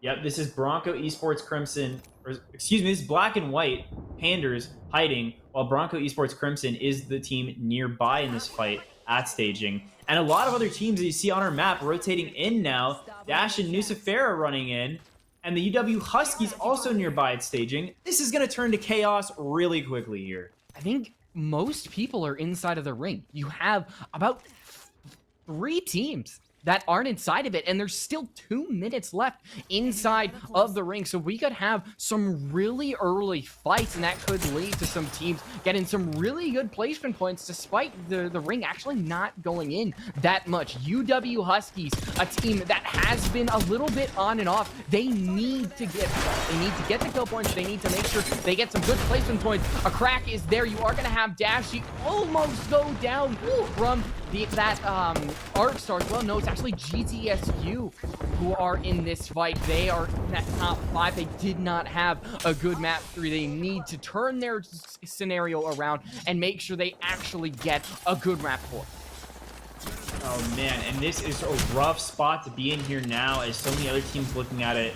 And GSTU gonna try to get a good reset out of it, as UW Huskies kind of controlling this fight in the building, and they're gonna get a good amount of free time to heal up and reset. You can see the Phoenix kits, all the defensive capabilities that Catalyst has. Everybody's in the second ring too. Wow, the rotates right now are really impressive. I mean, we're having a lot of early fights, and you can see that from the battered squads. Nucifera of GSTU is going to be a casualty, along with some of these other squads. For example, Black and White still have their rat hiding on out. We're going to see a lot of battered squads in the final ring. I'm calling it now. Yeah, this is insane that we have 17 squads left making it into the first and second ring. So many teams in that second ring. It's going to be easy for these teams to survive for placement points as long as they can all hold up in their individual spaces and hold them without getting dogged on. But we do see the UW Huskies trying to dog on a team here at staging. And man, Fly High, or Wizard, I should say, is really chasing down this Seer and does a great job of it as they get the down on Anteater. Man. Yeah, it just shows you why you cannot be in the open with some of these teams with the firepower that they have. The team is going to go down. That is RIT. He's going down early without a decent amount of kills, and Borough Black continue to add to their scoreboard. Like I mentioned earlier, they seem to be a team that were really gunning for first place to take that away from UTSA, and this could be the map to do it. Yes, certainly. As all these teams rotate around them, including a lot of solos now and duos, as we've seen a lot of early fights result in 1 or 2 teammates being lost. We've also got Wildfires making a little bit of a late rotation into the ring off of this POI, this no-name POI into Mirage here. And Azor getting some great 30-30 shots in there. That's some ASMR for you. As Team 5 GSTU is taken out, and Team 12 UTSA. So two of our top runners right now just being taken out. That might change up and shake up the standings. And MMBU also struggling here. This is really going to shake up who's in our leaderboard. What you get with some of these map changes is some teams are better than none. FSU, a team that we really haven't seen, they could come out on top if they can get some of this confirmed, but Gabe has to back off, has to shield up while they get some help. And we see Caustic. This is something that you really wouldn't have on Storm Point, but because World's Edge is a little bit more constricted, a little bit more building centric, you want that. But on the other side, it's our previous winners, LeBron, Kobe, Jordan, making sure FSU have a bad time going into World's Edge. And unless they can get the res, which it's gonna be hard, you're going to have SFU, another battered team. Yeah, and LeBron, Kobe, Jordan also sitting in a good spot to take that fight with FSU, and also look at all these other teams in the area as we see Slothulus with the poke weapon 30-30 trained on Landslide, and it looks like we've got some teams, two or three teams at Landslide, and it looks like they might get into it, including Bronco Esports Crimson. Crazem and Sihu have been pretty good today with their shots. They've been putting up a lot of damage. Love to see more from them and their team as a whole as we try to get them into the top 10. UW Huskies and Fresno State also doing good things. Fresno State needs to get some points on the board as well. Azure has been doing great things with the poke weapons, but for the most part, Fresno State has not gotten a lot of placement points. Team 16 goes out. That's FSU Esports going down. It's unfortunate. Can't get anything done even going into the second map. Going over to McGill University, this team had a very good second map, and then in the third map they were one of those early teams. They're about to encounter the team that just knocked out FSU, and I think they know that. At least they're ring hopping, looking for some players that they can take out, and they have found them. Don't catch them just as they retreat into the building. They could use the ring as some form of gatekeep, just using it as a barrier to entry. Literally, it is a barrier. But hopping on up, getting the high ground, definitely a good call. Yeah, this is going to be good for them. They might get a squad wipe here if they can catch a team on the rotation coming out of Countdown. And McGill, I've liked what I've seen from them in the past few weeks. McGill has won a game or two in our Summer League, and I haven't seen much from them before Summer League, so this is interesting to see them playing really well in Octane against some of our teams that have been playing for longer. And here we go. They're in an engagement. It's MMBU. See some shots firing. The Digi-Threat, so powerful because of the ability to look through the smoke. But McGill, they're not actually pushing. They go back up to that high ground, so they use that ultimate from Dirty Dib, but nothing really came of it. I think they maybe wanted to spook this team away. Dirty Dib. Yeah, it takes a bit of damage, but they do have that Phoenix kit. And now using that uplift to actually go onto that high ground. McGill may have regretted their decision to actually engage. They have one player down. Raylist may follow, and now just the engagement from MMBU seems almost perfect. Wow. And only one shield getting cracked. Real regret emanating from McGill. What a turnaround. MMBU said, oh, you're not going to push us? We'll just queue up on you. We'll throw the Horizon ult, pull you out of there, and instantly down you. And what a fight. What a wipe. They did that so quickly. I'm very impressed with that fight from MMBU. As DPU Alpha is now eliminated, we saw some good things from them game one, but since then, they have fallen a little bit in our standings. See who the underdogs are. As we start to get into our top 10, Blammers and Bloomers, we're another team that had a very good second map, but first and third really didn't put up the results, so they are one of the lower tier teams. But UCSC Wildfires, you can already see they have encountered some of these other teams, been in some engagements, and making their way towards the ring, so not having the easiest game. As you can see, they're already being fired upon, but they can use a lot of their ability just to create some distance in between them and their opponent. Go over to Fresno State, a lot of a long-range fight with ultimates, grenades, everything in between. And Northwestern University taken out. They're going to be our 11th squad to go out. So 10 squads left now. LeBron Kobe Jordan has great height in this fight. They've got the poke weapons trained right down onto the fence, and they're doing great work with them. Slothulous, as always, hitting those shots, doing a great job. He might get us down on the cross, and Eno will get it and capitalize on Wise. So LeBron Kobe Jordan has all the advantage in this fight. It's looking rough for that team below. That's why you bring something like a Bangalore, like a Catalyst, is right there to make those really open rotates. And I just don't see a way in which this team is going to come out. The ring is to their back. They have a team directly to their high ground. It is going to take an impressive ability to get out. The uplift is going to be used, but just shredded upon arrival. It is curtains for Fresno State as LeBron Kobe Jordan adds 3 more points, but they actually have a team directly in front of them. And if they play this right, they could add even more as they down a player. It's actually get oh so close, but they cannot hit the shots, using the smoke just to heal up. It's UW Huskies that are in front of them, a team that has at least 5 points that they're looking to get even more off of a great smoke, creating the distance between them and LeBron Kobe Jordan, and using that digi threat. It might be curtains for LeBron Kobe Jordan. All they need to do is get that kill onto the final player. That's exactly what happens, and Ricky can get rezzed. A nice swing there from the Huskies. But they're not alone over here. It is MMBU running up. And MMBU has been so consistent today. They've been consistent in this game as well. And Team 3, UW Huskies eliminated. And now they're fighting Neff, and another team enters the fray. MMBU might have to swing this really quickly here, and they do in Team 11. UCSC Wildfire is taken out, and 6 squads are now left. That's a big turnaround on World's Edge compared to Storm Point for us. And Team 15 goes out Blammers and Bloomers. As Yuxi is the new kill leader, we only have 5 squads left, and we're not even in round 5 now.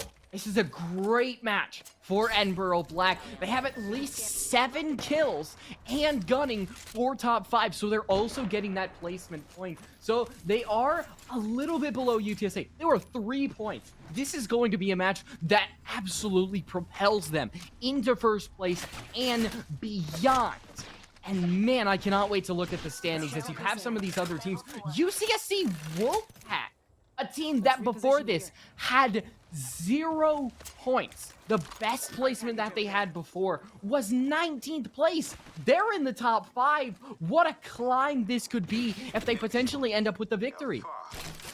Wolfpack on full red shields. That's surprising to see. Wildfire's going out before them. And now UCSC's other team, Wolfpack, who we haven't seen much from, might have the chance to win it here. But that is to be remained to see as Edinburgh walks up and MMBU also walks up. We now have all 5 teams in this final ring with their own space, their own building. As you see there, they've all got full 3 men, and they're all looking at each other. And this might be good for Wolfpack, or yeah, Wolfpack here as Reedinator sets up the shields on height. That is going to allow them to capitalize big on damage. And if any other team takes a fight before another team, Wolfpack is going to be able to get some really good high damage numbers and possibly pick up a third party. Don't have ring though. They don't have ring though, so they will have to drop if that ring closes before a team takes a fight. And that ring is going to be very constricting as looking who's already occupying it. Edinburgh Black with all of their red shields. They have the pylon. They have all of their ultimates that they can use to navigate around, get info on their opponents. And looking at Team 20, MMBU are still intact. They are a top 5 team looking to join the ring of potentially Edinburgh Black at the top. They have 7 kills of their own. If one of these top teams get the win, it will really shake up the standings as well, considering that UTSA and GTSU are gone from this match. And this is where we see the difference between Stormpoint and World's Edge, where teams that were so consistent on Stormpoint just failed to do the same on World's Edge. Wow, crazy shots from Crazy and gets a down on Rick. Will get the confirm as well. And that was so quick. They're going to need to be just as quick as they try to take the team on height, which is Bronco Esports Crimson. Oh, excuse me, Bronco Esports Crimson now has the height. They're gonna need to be able to drop on this team, and yeah, they do. Crazen makes the drop, and will get it to take out Team 9 UCSC Wolfpack. So huge turnaround for what Wolfpack have, the height, and now Edinburgh entering the fight, and they'll take down 2 of MMBU. 4 squads left now, and UXC gets the confirm. TAMU White now entering it. They have the Newcastle play. That is going to be super interesting as we pull the ring towards that rock, and they get the crack on the other side of the Newcastle shield. White Rose, what are we seeing? We're seeing some tasty, tasty nades. And now being deployed is the pylon, the best utility to deal with those grenades is Edinburgh. They've got positioning. They've got all of the ultimates that can be used. It's going to be very difficult for anybody to contest. Bronco Esports Crimson have one down onto Sihu. They might actually be able to get the revive as there's not anybody directly in front of them. But here comes Edinburgh Black, ready to play, ready to take down Bronco Esports Crimson. They do exactly that, but TAMU White are here using that Newcastle to put all of their team back onto full health. They can shred their way potentially through that gold shield, but they just cannot find those direct shots. And unfortunately, despite some great angles, I don't think they're going to be able to get that confirmation. Wow, TAMU White doing an excellent job of capitalizing off of that fight, looking when they needed to, and they need to do it here too, and they are doing it. Holy crap! A crazy longbow just montage right there, and Zwifty might be able to capitalize off damage here to get some kills. Click is the only one left for MMBU, and he has to hang out on that cover there if he has any chance to third for a win. So we've got 3 squads left, 1 left, and it's Click for MMBU as Edinburgh now back at full 3, full red, and same thing can be said for TAMU, although they have only 2 reds, I believe, and they're hanging out on the other side of that Newcastle shield, and they start to walk up the Loba, and they move the Newcastle shield over to the Loba, so now they're going to play as a full 3-man, use some of that Newcastle tech to take on Edinburgh in this last fight, as we only have 2 squads left, and wow, big Kraber shot there. And look at the amount of kills that Edinburgh Black has. This is going to be a massive amount of points. Woo! They already have another shot is hit from the Kraber, and Burrow does push up. Sab is going to be able to get the down onto Shigator. They do trade a 1-for-1 as Yuki just chases with that L-Star. And now even though Glow has no shield, it's going to be really difficult to see a way at which TAMU White can walk away with it. They are not. Edinburgh Black claims the jackpot of points in our first map on World's Edge. Looking at the standings, it's just going to be a whirlwind considering the great performance that Edinburgh Black had. Wow.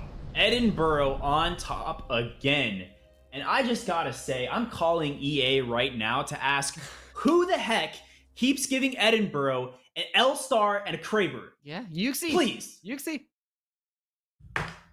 Put him in the pocket. Like, I mean, there's a reason why Edinburgh are doing so well. They're giving Yuxi the utility to absolutely decimate these teams. There's a reason they are care package weapons. They're free for all, but nobody is contesting Edinburgh for these weapons at least twice. Because UC is able to get the Kraber and the L-Star at least in 2 of these maps.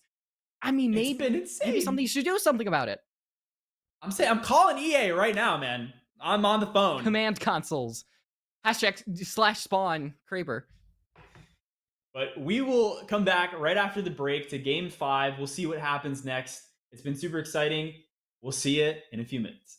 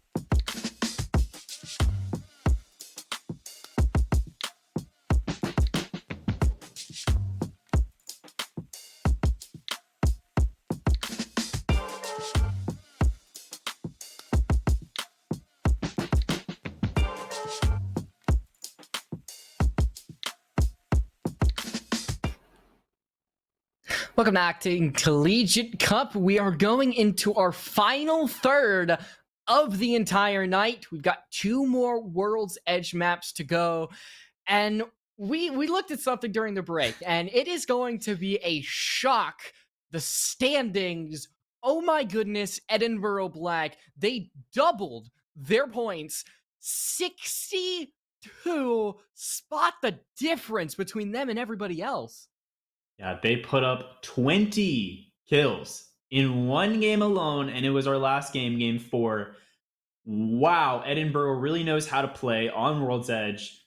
They just wiped squad after squad, controlling the ring, controlling the whole game, if we're being honest, killing a third of our players here today in just one game. Edinburgh really stepping up to take it away from MMBU, UTSA, Bronco Esports, anybody else that was hoping to be in that #1 spot. And you're seeing, looking at some of the other teams, it is starting to be a gap between some of these teams. Like even between 2nd and 4th, it's 9 points, which can be a lot as well. That's a decent amount of kills. So these last 2 maps really are going to be important. And if you're one of those lower tier teams, let's say, for example, UCSC Wildfires or GTSU, you really want to take down those top dogs or hope that somebody takes them out, get some good kills, and get some placement because it really is needed. Facts. And we've seen some great play from some of our other teams that weren't doing so well on Storm Point that have now made it into our top 10. We got to talk about TAMU White and Black and White. They've been doing actually pretty consistent stuff here. And in that last game, they had pretty good points, making it into the top 10, the top 5, especially Black and White making it into the top 3, I believe. Really having to take that contest with Edinburgh, that was a tough contest to take. So, you're contesting against a team in the #1 spot with 20 kills in that same game. So tough break for them, but they've been doing a good job too. So I want to see more stuff from them in game 5 as we get a map look here at all of our teams dropping down. What more do you want to see, Light Rose? Trying to think. I want to see a ring that definitely goes toward the northeast, with maybe towards Climatizer, maybe towards Overlook, and get a spread out ring to see what comps really benefit from that type of play, as the legends all are going to land. We'll see where the ring will start, and from then on we can start to theorize where it will end up. And you do have the teams definitely landing at Harvester. This is where the first teams definitely do start to engage, and the ring has been decided as well. And right now, UNCG, they are inside, but first they have to focus about Harvester, and you can see it's mostly going towards Thermal Station, which is the exact opposite of where I wanted it to go. Yeah, that is a very southern southwestern ring. That is going to pull all the way down to that corner. It'll be interesting if we see a counter pull here. I hope we do see a counter pull for all the teams in our northeastern areas that have to make that crazy rotation. The UNCG Phoenix getting into an earlier contest here. They're going to throw some nades that aren't going to hit. and hopefully try to hit a C or Q so they can get the early initiation. But it looks like they're up against Team 19 DPU Alphas, who might have an easy look at them. Oh, see, taking some shots. DPU Alphas, they gotta be careful. They have napkins for shields, and you really don't want to take these engagements. And you can see DPU Alphas, they already have been shot. Hallowed Princess is going to take some damage. They're going to be able to get away, maybe get some shots, but just the pinching by the team that they're playing is just way too good. There's Gate for 2. Can they get the third onto that player that's hanging out just by their FSU Esports? Really would want these 3 points. Is it going to happen? The grenades are thrown out. It's stuck on the door. We'll be able to break them, but did the revive go off? I think it might have. And that's where FSU are going to be able to find those kills. It's not really going to matter as they seem to still have some control over the entire fight. FSU doing an excellent job here of turning the fight on its head. Team 19 being eliminated, DPU Alphas, as FSU does an excellent job of playing on height, playing off their angles. That was a really smart work by them. And they're going to have a good reset and have a good rest of their game, as we're now sitting at 19 squads left. And I think that was one of our only early contests, as we see a lot of these teams spread out, taking their own space, doing a good job. Down there in that southeastern corner, you do see FSU Esports near a team, and it looks like they are going to move up and try to chase. So we could see another early contest here. And it's Blammers and Bloomers on the opposite end, hanging out at Stacks, new POI. And oh, look at that! Team 6, Black and White, cleaning up Team 10 UNCG Phoenix. So Black and White, we were just talking about how good they're doing. They are also going to pick up some more KP early on, and hopefully they can hold on to that going into the later rings. Yeah, you definitely do want that KP. You're never going to take down a 2 to 3 points, especially if you're Blammers and Bloomers and an edge tier team who hasn't gotten great placement. I've gotten a couple of KP, but if they can claim even more, it's going to be wonderful for them. They catch the horizon up top. You see this team directly in front of them on Stack. The Rolling Thunder is just going to cause this team to absolutely spread out. Grenade is going to cause Bangalore to absolutely run away and catch that Watson unabated. And it is going to be Rayless falling. Dirty Dib is going to join them. And now just that cracked Bangalore with a couple of hit fire from the flatline means that McGill University falls to Blammers and Bloomers, who having a really good entrance into map 5. And that's going to shake up the standings. Those two teams were fighting to really maintain their positioning and get more points on the board to get into the top 10 and top 5 possibly. And that's going to stink for McGill University as they lose a lot of points there. They only have 2 more games, or really 1 more game to recover after this one. UTSA out here in the ring already, and it's interesting to see where they're playing and where they're putting that cat wall, because there's not a lot of cover here other than the cat wall to work off of if they get full sent. Look at that. Yeah, it's just the power that cat has and why you want to see teams bring her. As GSTU still kind of on the edge, they don't really have any team behind them, and they can utilize that as they're just directly in the corner, trying to contest UTSA by just really keeping them inside the building. Nothing more. Excuse me, I think that's Los Tres Gatitos that is in front of them, or at least close to them. And Los Tres Gatitos has been pretty consistent with their games, so it'll be interesting to see what they do here in this ring. UTSA getting some looks at the cross, not hitting the pokes like they want to, being hit themselves actually from behind. And it's looking like a lot of these teams are just going to make an early rotation, find a building here for its thermal station, and hole up in some space. Yeah, look at that. I was gonna say, you see a lot of these teams just kind of hiding out, but it's not what it was in the previous game. Like, we saw teams in the ring much earlier, and only now are we seeing a lot of rotates over by thermal station where the ring is going to be headed. Now, once we get to round 2, I think that's a different story, because you have so many of these teams pulled up in thermal station. Then you should start to see some of these engagements, but as people are still in that round 1 ring near tree, near thermal station. Right now, you don't need to actually engage. You can still loot up.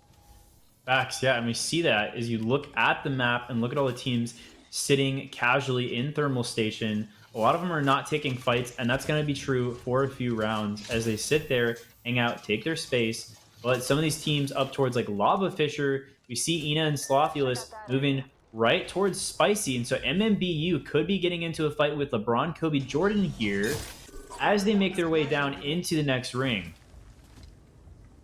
LeBron, Kobe, Jordan been making their way up ever since they got that win. They've really been steadily climbing, and what a way it would be just to shoot themselves into the standings even more and just knock down MMBU, who are making their way through Mirage Etoile. But so far, there's still no fights. It's just a lot of looting, a lot of maybe spare bullets being thrown every which way. And teams do spot each other, but the distance is just too big to actually get some fights off. That's interesting. We actually see Crazem and his team go into the ring to go loot a POI that isn't near the team at Tree. So that is interesting. Watching Team 2 Bronco Esports Crimson go into the ring to get Crafter and then come back out because they didn't want to take a fight at Tree. They've also got the Crafter, so you're never going to say no to more shield batteries, but Facts.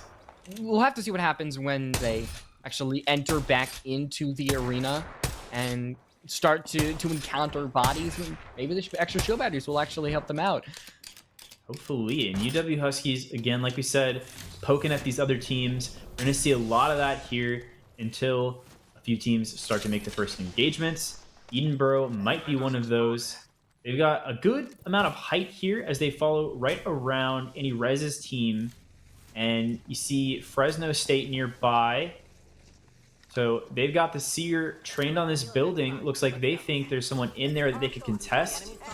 And they're also being focused from behind, so being shot by the charge rifle there.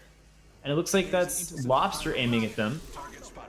So yeah, just a lot of poke battles happening. Nobody really full sending any fights here. I see Spicy be on the Caustic, hanging out on this rock. LeBron, Kobe, Jordan trying to poke at the team in that building. I believe that's UTSA. So when we start to talk about pick rates, we've got a 20% pick rate for Bangalore Horizon Seer and a 20% pick rate for Catalyst Horizon Seer. Light Rose, what does that mean for our comp right now? That is meaning that it's going to be chaos in the final ring. As you know, the previous 4 maps didn't make that obvious. When you're going to have those dark veils, you're going to have the smokes that just obscure your vision. Digi threats have been such a boon for these teams to have the ability to look forward, take advantage of teams that are essentially blind.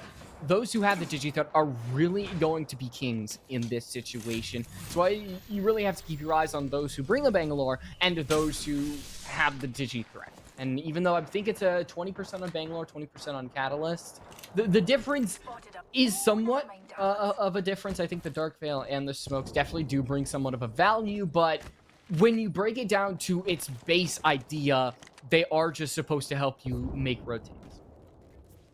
And the Horizon Seer has been a thing for so many seasons now, as we've seen Seer take like a minimal nerf and then a buff and then a minimal nerf and then a buff again. So Seer still being a hugely viable pick, and Horizon always being a great pick for teams that want to play aggressive, that want to use that ult to pull teams out and throw grenades at them, to use that Q to get height. It's really just a really versatile comp, and we've seen teams in Octane run it time and time again, and it's really working as we see, you know, that pick rate 20%, or including Horizon and Seer, and then also having the Bangalore and Catalyst to make that cross smoother, to take away your enemy's line of sight. It's an excellent meta, I think, personally. We've seen the crypto. One of the first times you've really seen that from FSU. Currently the kill leader overall dominating lobby. When it comes to just keeping these teams at bay, might actually use the ultimate. We will see. They got to be careful because they have been scanned by the Seer. It seems that FSU, they're not fully backing off, but they're not truly engaging just yet. Putting that crypto drone all above. Give us be careful, as now with that Heart Seeker, they really could get caught out. The smoke that we talked about, at least Gabe doesn't have that digi threat, but they are going to use that ultimate just to disrupt the team that they are engaged with. Scanning one team, has perfect eyes on them, and this could help them, but no, Helen Princess goes down, and maybe the crypto drone won't actually help this team, as Blammers and Bloomers are going to continue to clean on up. FSU had exact eyes on Blammers and Bloomers, but they died regardless without much of a fight.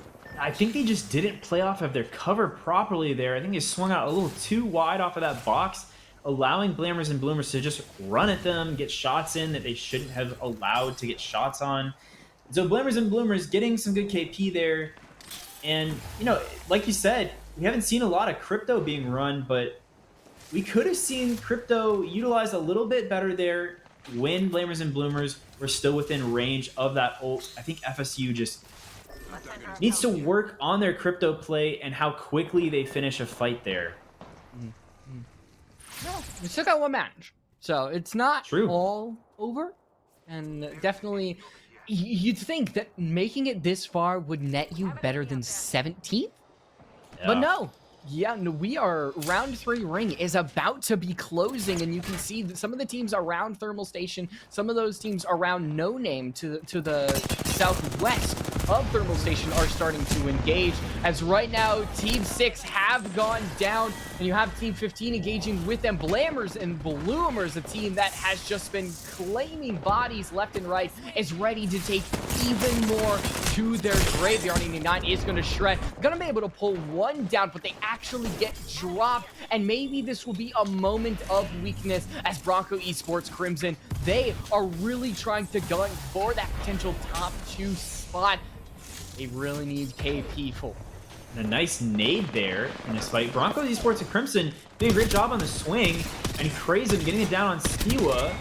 Blammers and Bloomers is experiencing a bit of an upset here. Chef, now the only one left. I don't know. Blammers and Bloomers really in hot water here as Chef flies away, needs to heal up and make sure that there's no one around him, but Pander is right there. And there they go.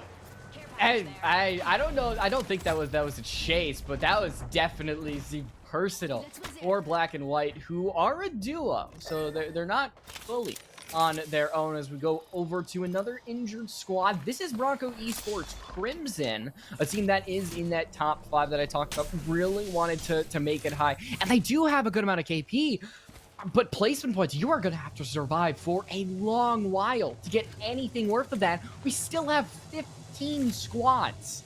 You talked about what the result of the Bangalore Catalyst here Horizon, you're going to see it with your very eyes coming up. Yes, UCSD Wildfire sitting up here on height. And look at everyone.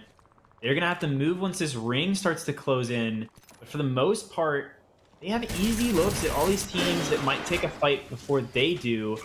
And UCSD Wildfires, yep, we see those poke shots coming in as UCSD Wildfires fighting in this building. This is interesting. We've got the new Castle Tech coming out inside the building, which is actually just allowing Fresno State to throw as many grenades as possible in there. Yeah, it's literally bullseye for them. It's a good counter grenade just to start pushing this team away.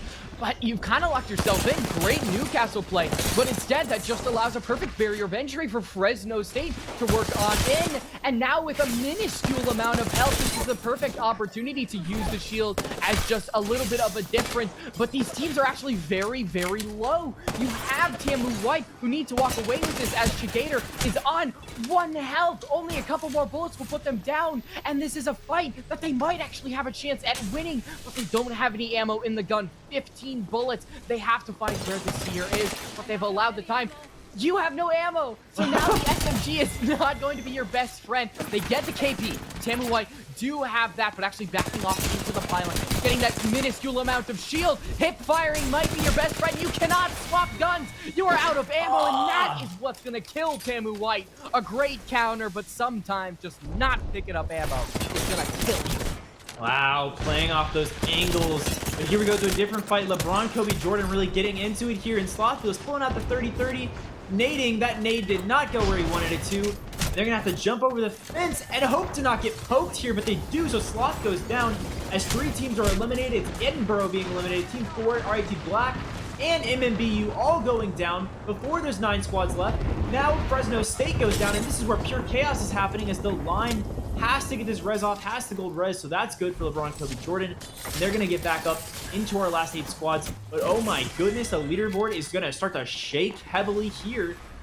LeBron, Kobe, Jordan getting the full reset, that's going to be good, but Slothulous is going to be a death box. What a turn of events as UW Huskies getting the shots on height, but now Ricky is all alone. Light Rose, break it down. What is this going to mean? There's nowhere to hide. Jay, that's what it means. You can see anywhere you go, there's a team.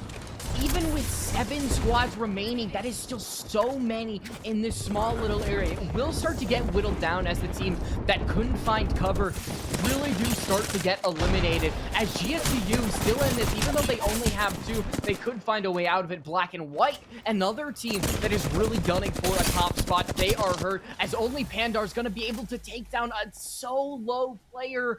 They can't actually get the confirmation. Down goes UW Huskies. That's 7th place. Not great positioning, but maybe KP will be enough for them as Pandar can't get the revive, can't get this respawn. They just have to hold their ground. Right here, right now, they take down Anteater, who just absolutely tried to take that high ground. One shot with the Peacekeeper, but it's not enough. And now you have 5 squads remaining. Round 5 ring about to come in. How about Pandar taking some great shots there, getting some KP, was kill leader for a minute, but Meth with the Kraber gets a down on Nusi, and that leaves it open for the Wildfires to make it in.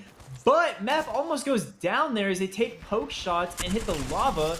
So this is not going any team's way here as everyone is taking damage, everyone's being looked at, 5 squads left. The Wildfires might have the best positioning out of any other team, but GSTU also, as well as UCSC Wolfpack, have an opportunity to take that away from them, and Wolfpack needs to come out of this building as soon as possible. They're getting hit by so much tech.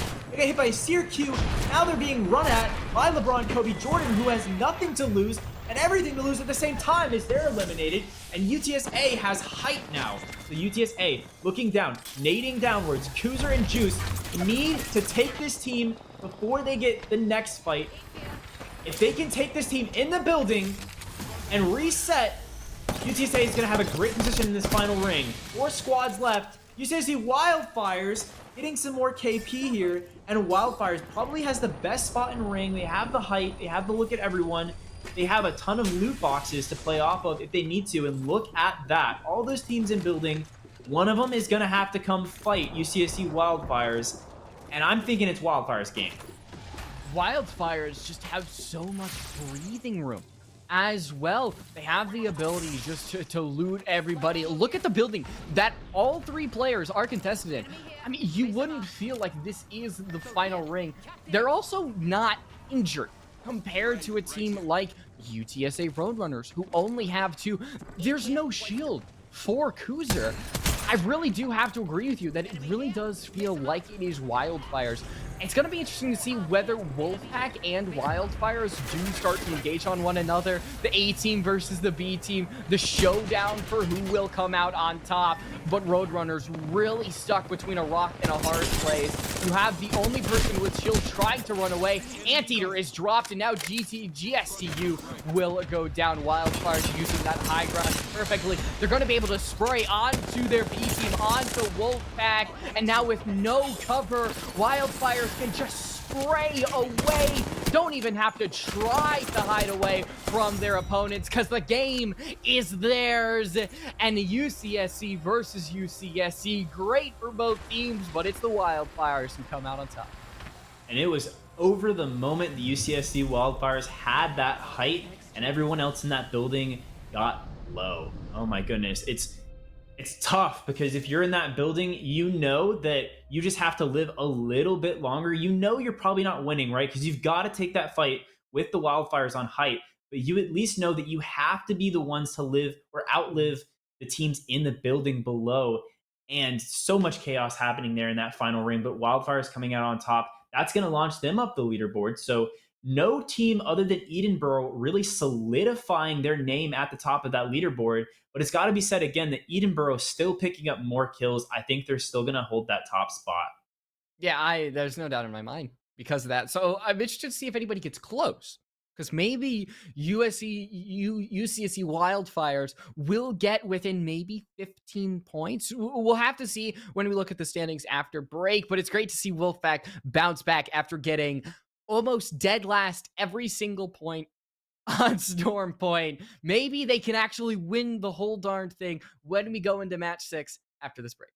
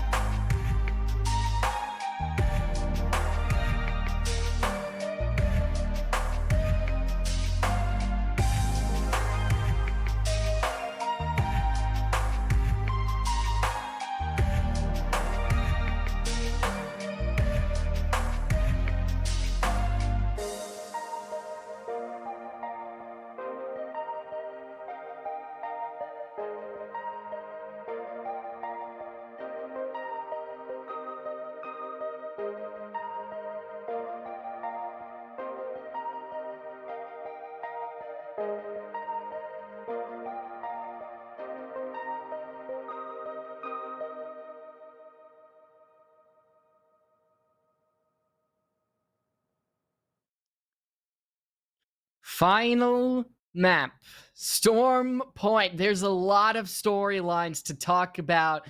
I mean, you have those top dogs, and then you've got the middle dogs, which are in a little fight of their own. Looking at the standings, you can see it's a fight for third. 4 teams tied at 45, MMBU at 48. There's definitely maybe an argument that can be made that Edinburgh Black's spot is not truly safe.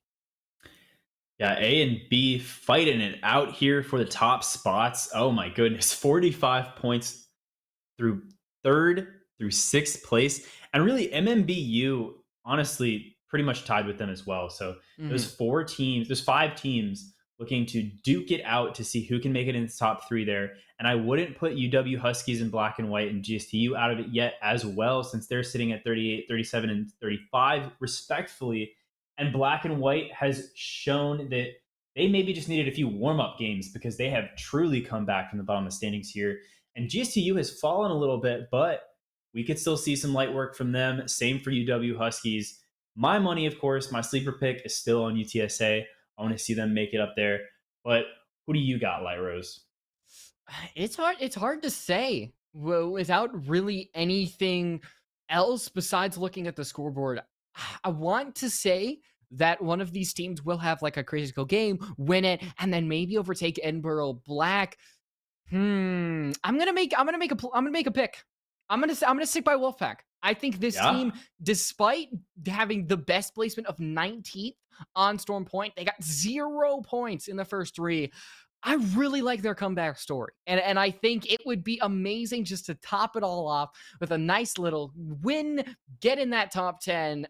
It would be cool. I mean, I love underdogs. Hey, we love an underdog story, and they certainly are that. I mean, coming back all the way from the bottom of the standings to actually make it into our top 5 teams, like, they're doing considerably better on World's Edge. And I think it's really just a map situation. So, you know what? I will back you up on that. I want to see some more from Wolfpack as well.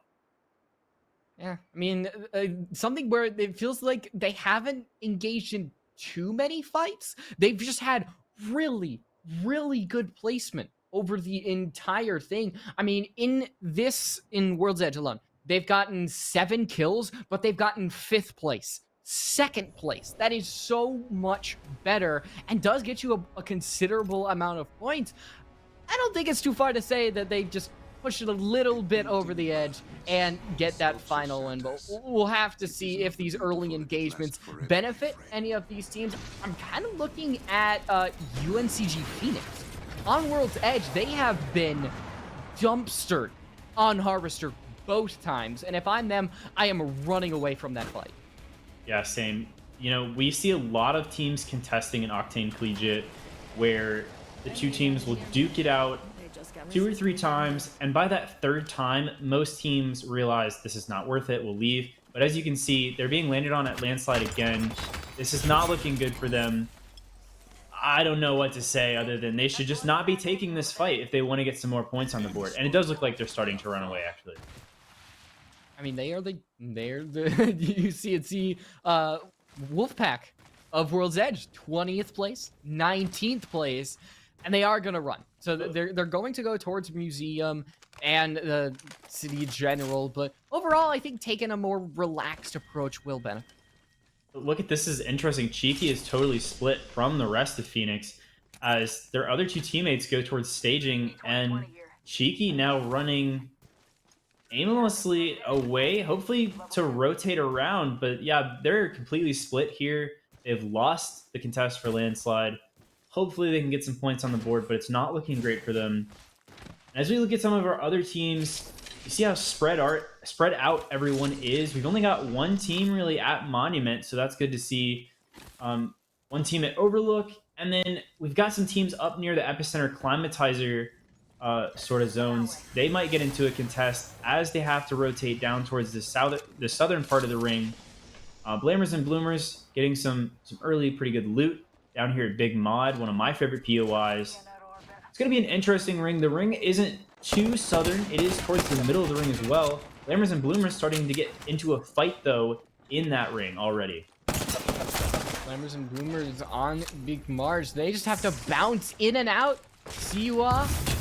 Those have a little bit of a shield knock, but Fulin, even though they don't have the Digi-Threat, they're just gonna knock the shield off of an opponent, drop right off. They are a little bit separated from their team, but they have found safety as well as everybody else, being as comfortable as they can in the midst of all this fight. And now Blammers and Bloomers have found high ground. Siwa's going to be able to get that knock, and now they can truly push. There's no time to get that shield battery, and here comes that devotion, exactly what Rampart is built for. But now Fulin with the SMG goes in close range, takes him down, and only 30 dips on McGill can stop them from being the first squad eliminated. And it's not going to happen, and I say that as almost a good meat shot onto Chef, almost takes them out, but regain consciousness just in time to revive and resupply.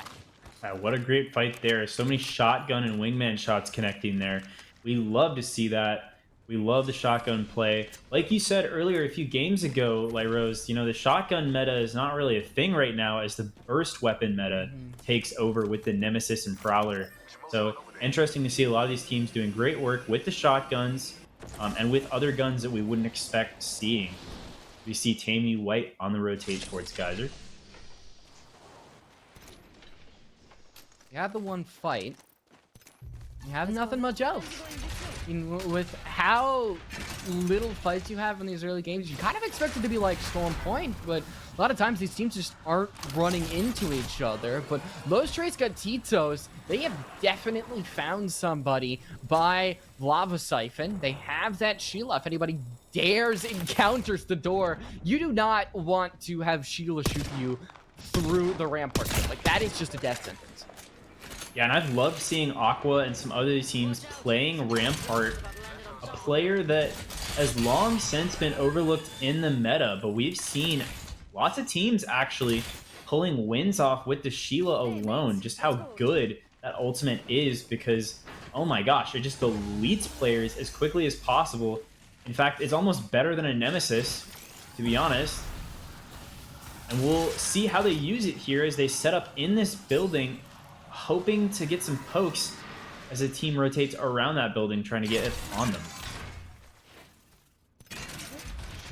Resupplying, using the brief moment of respite that this team has given them just to, like I said, rebuild. And interesting to see that UTSA, I think not actually engaging is pretty smart, because you can see that Juice is decently unprepared with having that white shield.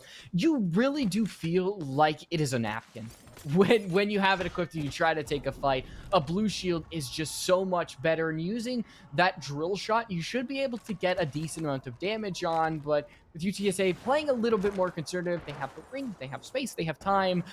There's no pressure to take the fight.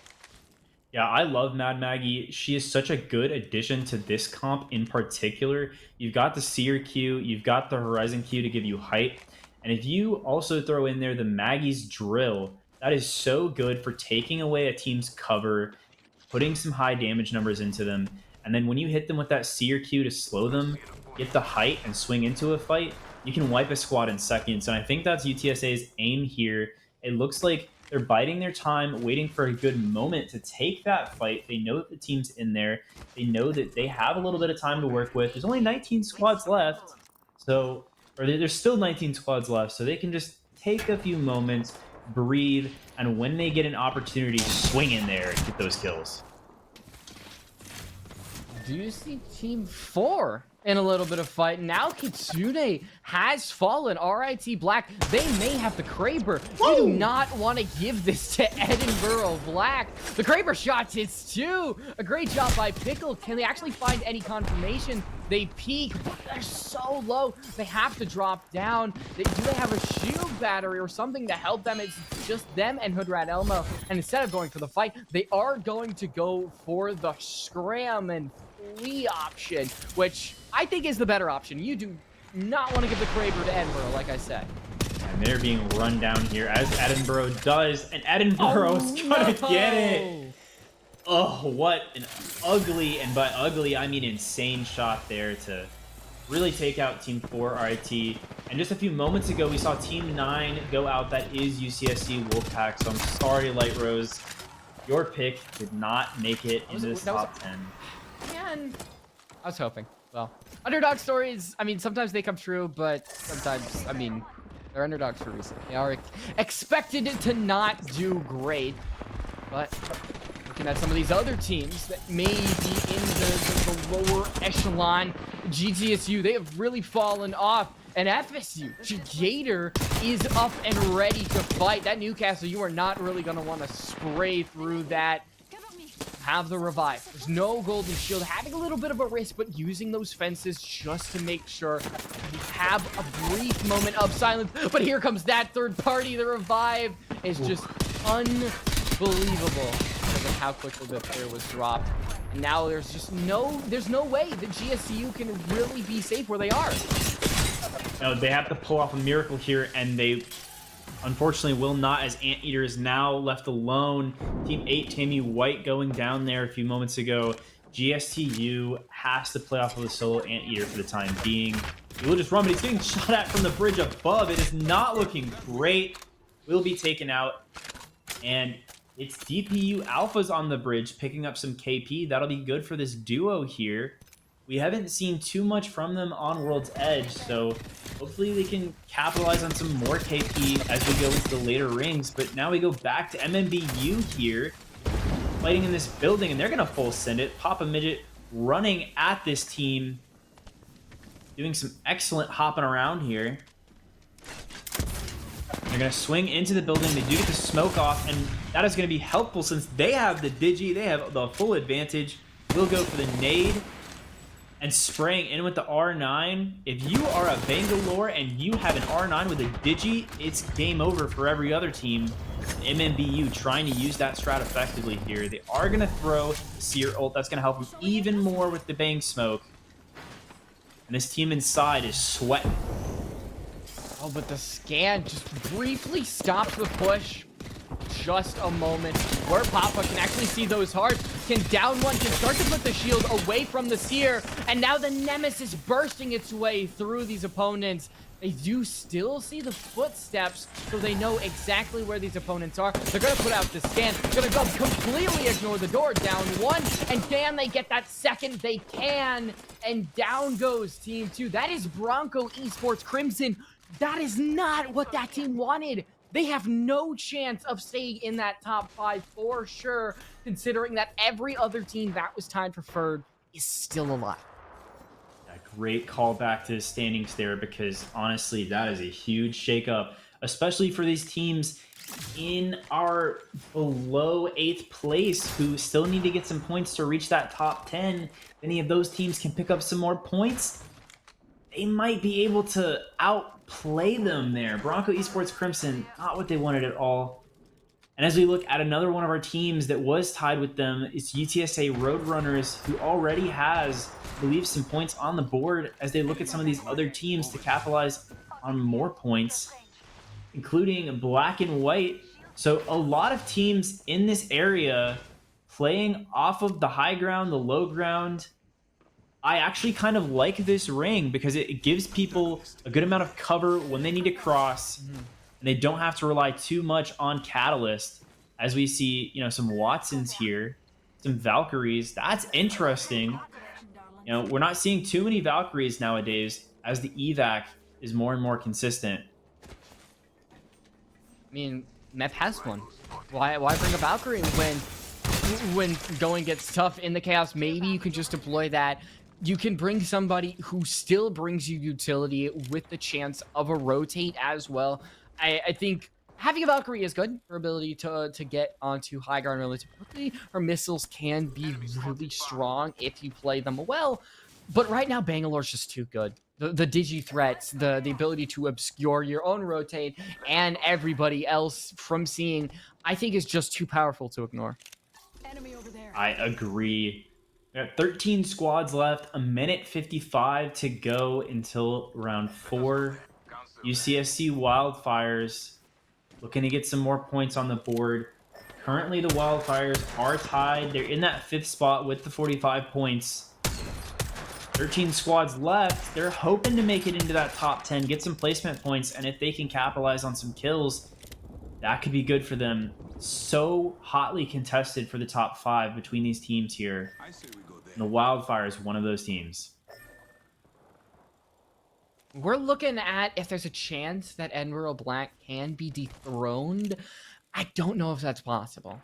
From the fact that they've already gotten 3 kills, from the fact that they're still alive in this top 13, it's really just going to be about who is going to be in second place and below, of which MMBU still are on top because they've still got a good amount of kills. They're still alive, but you know a team that is definitely gunning for it. This is the team we're looking at right now, UCSC Wildfires.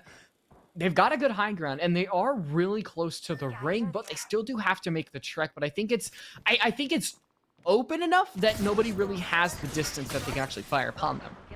And they're smart. They know that they're going to see teams cross their line of fire before they cross the other team's line of fire. And if they can just wipe a squad on the cross, that'll leave it open for them to move up safely. So I think they have the right idea there. They just need to capitalize off of it. Same thing here for Los Tres Gatitos. They just hold up in this building. They've got the rampart that we talked about earlier set up in here. And I think they've stayed in here since the first time that we got a look at them. So interesting that they won't have really great loot going into some of the later rings. As we see UW Huskies eliminated in our kill feed. That's a tough break for them. They were in 7th with 38 points. That's going to be an issue when we look at the standings from some of these other teams that are now going to surpass them. They might not even make it into the top 10. So tough break for them, but there is always next week. As UCSC Wildfires, big nades there on the truck. And they're playing smart. They're not playing too far off from each other. They're coming back when they need to, looking at all these other teams around them, and not being too hasty. That's important. Gotta be calm, calculated with what you're doing. And you see the UC Wildfires, they're making these smart decisions, not really committing too much to a fight, still using the natural cover that they have in the map, but now they do actually have to make a commitment towards the actual fight itself. Admiral Black have encountered the Hornet's Nest, with you out of Rampart shields, all the grenades doing so much damage. They're not actually going to commit to the actual fight itself, as UC's just a little bit far behind. They do make an actual commitment inside of the building, use that Watson fences, potentially the pylons that could be there, just to hold themselves up inside of the ring. And Los Tres Gatitos manages to stave off that push. This comp is actually working pretty well for them. Like I said, like they won't have the best loot because they've sat in that building for so long, but they can hold up in there for as long as they want with the Rampart shields until a team manages to get past those. So it's actually working pretty effective for them if they want to get those placement points. And LeBron Kobe Jordan has played so aggressively today. We'll see what they do here in these final rings. If they start to take fights or if they play a little hesitant. And so far, they're playing a little hesitant here. They're trying to, scope out where the other teams are. They're saying, okay, I think there's a team in this first building. They're seeing the Rampart in that other building and seeing what they want to do next because they're not necessarily in the best positioning. Fight happening on one side of Lava Siphon. The 30-30 just cracked, and that's where UTSA is going to make their name known. The drill just a little bit off. The nades are going to be thrown. Oh, great stick, and now it does decent amount of damage, not enough to potentially allow UTSA to make the push, as Kuzer has that Kraber, a good amount of shots in it. Doesn't really want to make the risky shot. Ooh. And there it is, shield broken on to Seer as another team goes down. That is FSU, and you still have those teams that were fighting for third. A lot of them are still alive. We're going to have to see where they land, how many kills they get, and if something crazy can happen, like a Kraber kill. Kuzer might get it here. They're looking hard at this team on the low ground. And now they see some other stragglers. Oh, but they move last second. So gotta make the right choices with your Kraber ammo here. Only has 7 shots left in that Kraber. And can't waste a single shot as Team 10 is eliminated. That's UNCG Phoenix. They did not have the best day today. But like we said, there's always next time. Hopefully they can do better than UCSC Wildfires and UTSA Roadrunners still in the fight. 10 squads left. MMBU also still in the fight. One of them on red shields, and they've already picked up a good amount of KP. They just need to hold it out, and they can easily secure that second place here. Replacement Might kill them because all the other teams need is maybe a couple more, and then good placement will vault them over MMBU. But the good thing for MMBU, they have really good positioning. It's not exactly in the ring, but they have a good amount of time just to spray on, maybe upgrade the shield that Click would need, maybe get some small little thirst that's over some of these look at that other hype. teams. It's an excellent amount of hype.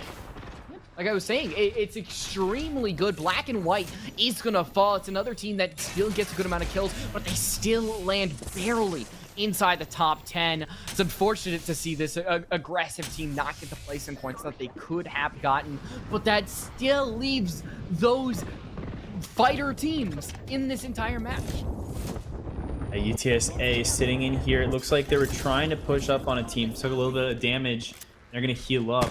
LeBron Kobe Jordan still managing to hold this side of the fence. I did not expect that.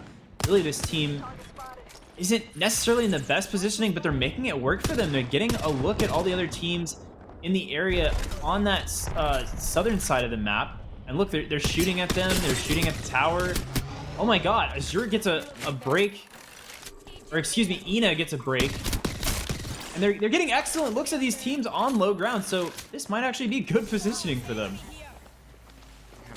They have to worry that they could be attacked by a team like UCSC Wildfires, who have to be careful. They need to stay alive. The revive on the Anzio just doesn't seem possible, but maybe the regroup is. Anzio is going to get taken down as MMPU gets uplifted, gets smoked. There's so much happening around them. The Thermite is thrown on down, and you see with the Seer and the Digi threat is going to cause so much chaos, but only Papa is left. Can they survive? They cannot. MMPU have gotten their kills. They've gotten their placement, and that's where they're going to stand. And now we go over to UTSA, who only have one remaining player choose, who is dropped by Team 11. That's UCSC Wildfires. They take the KP, take the placement point, and look for more.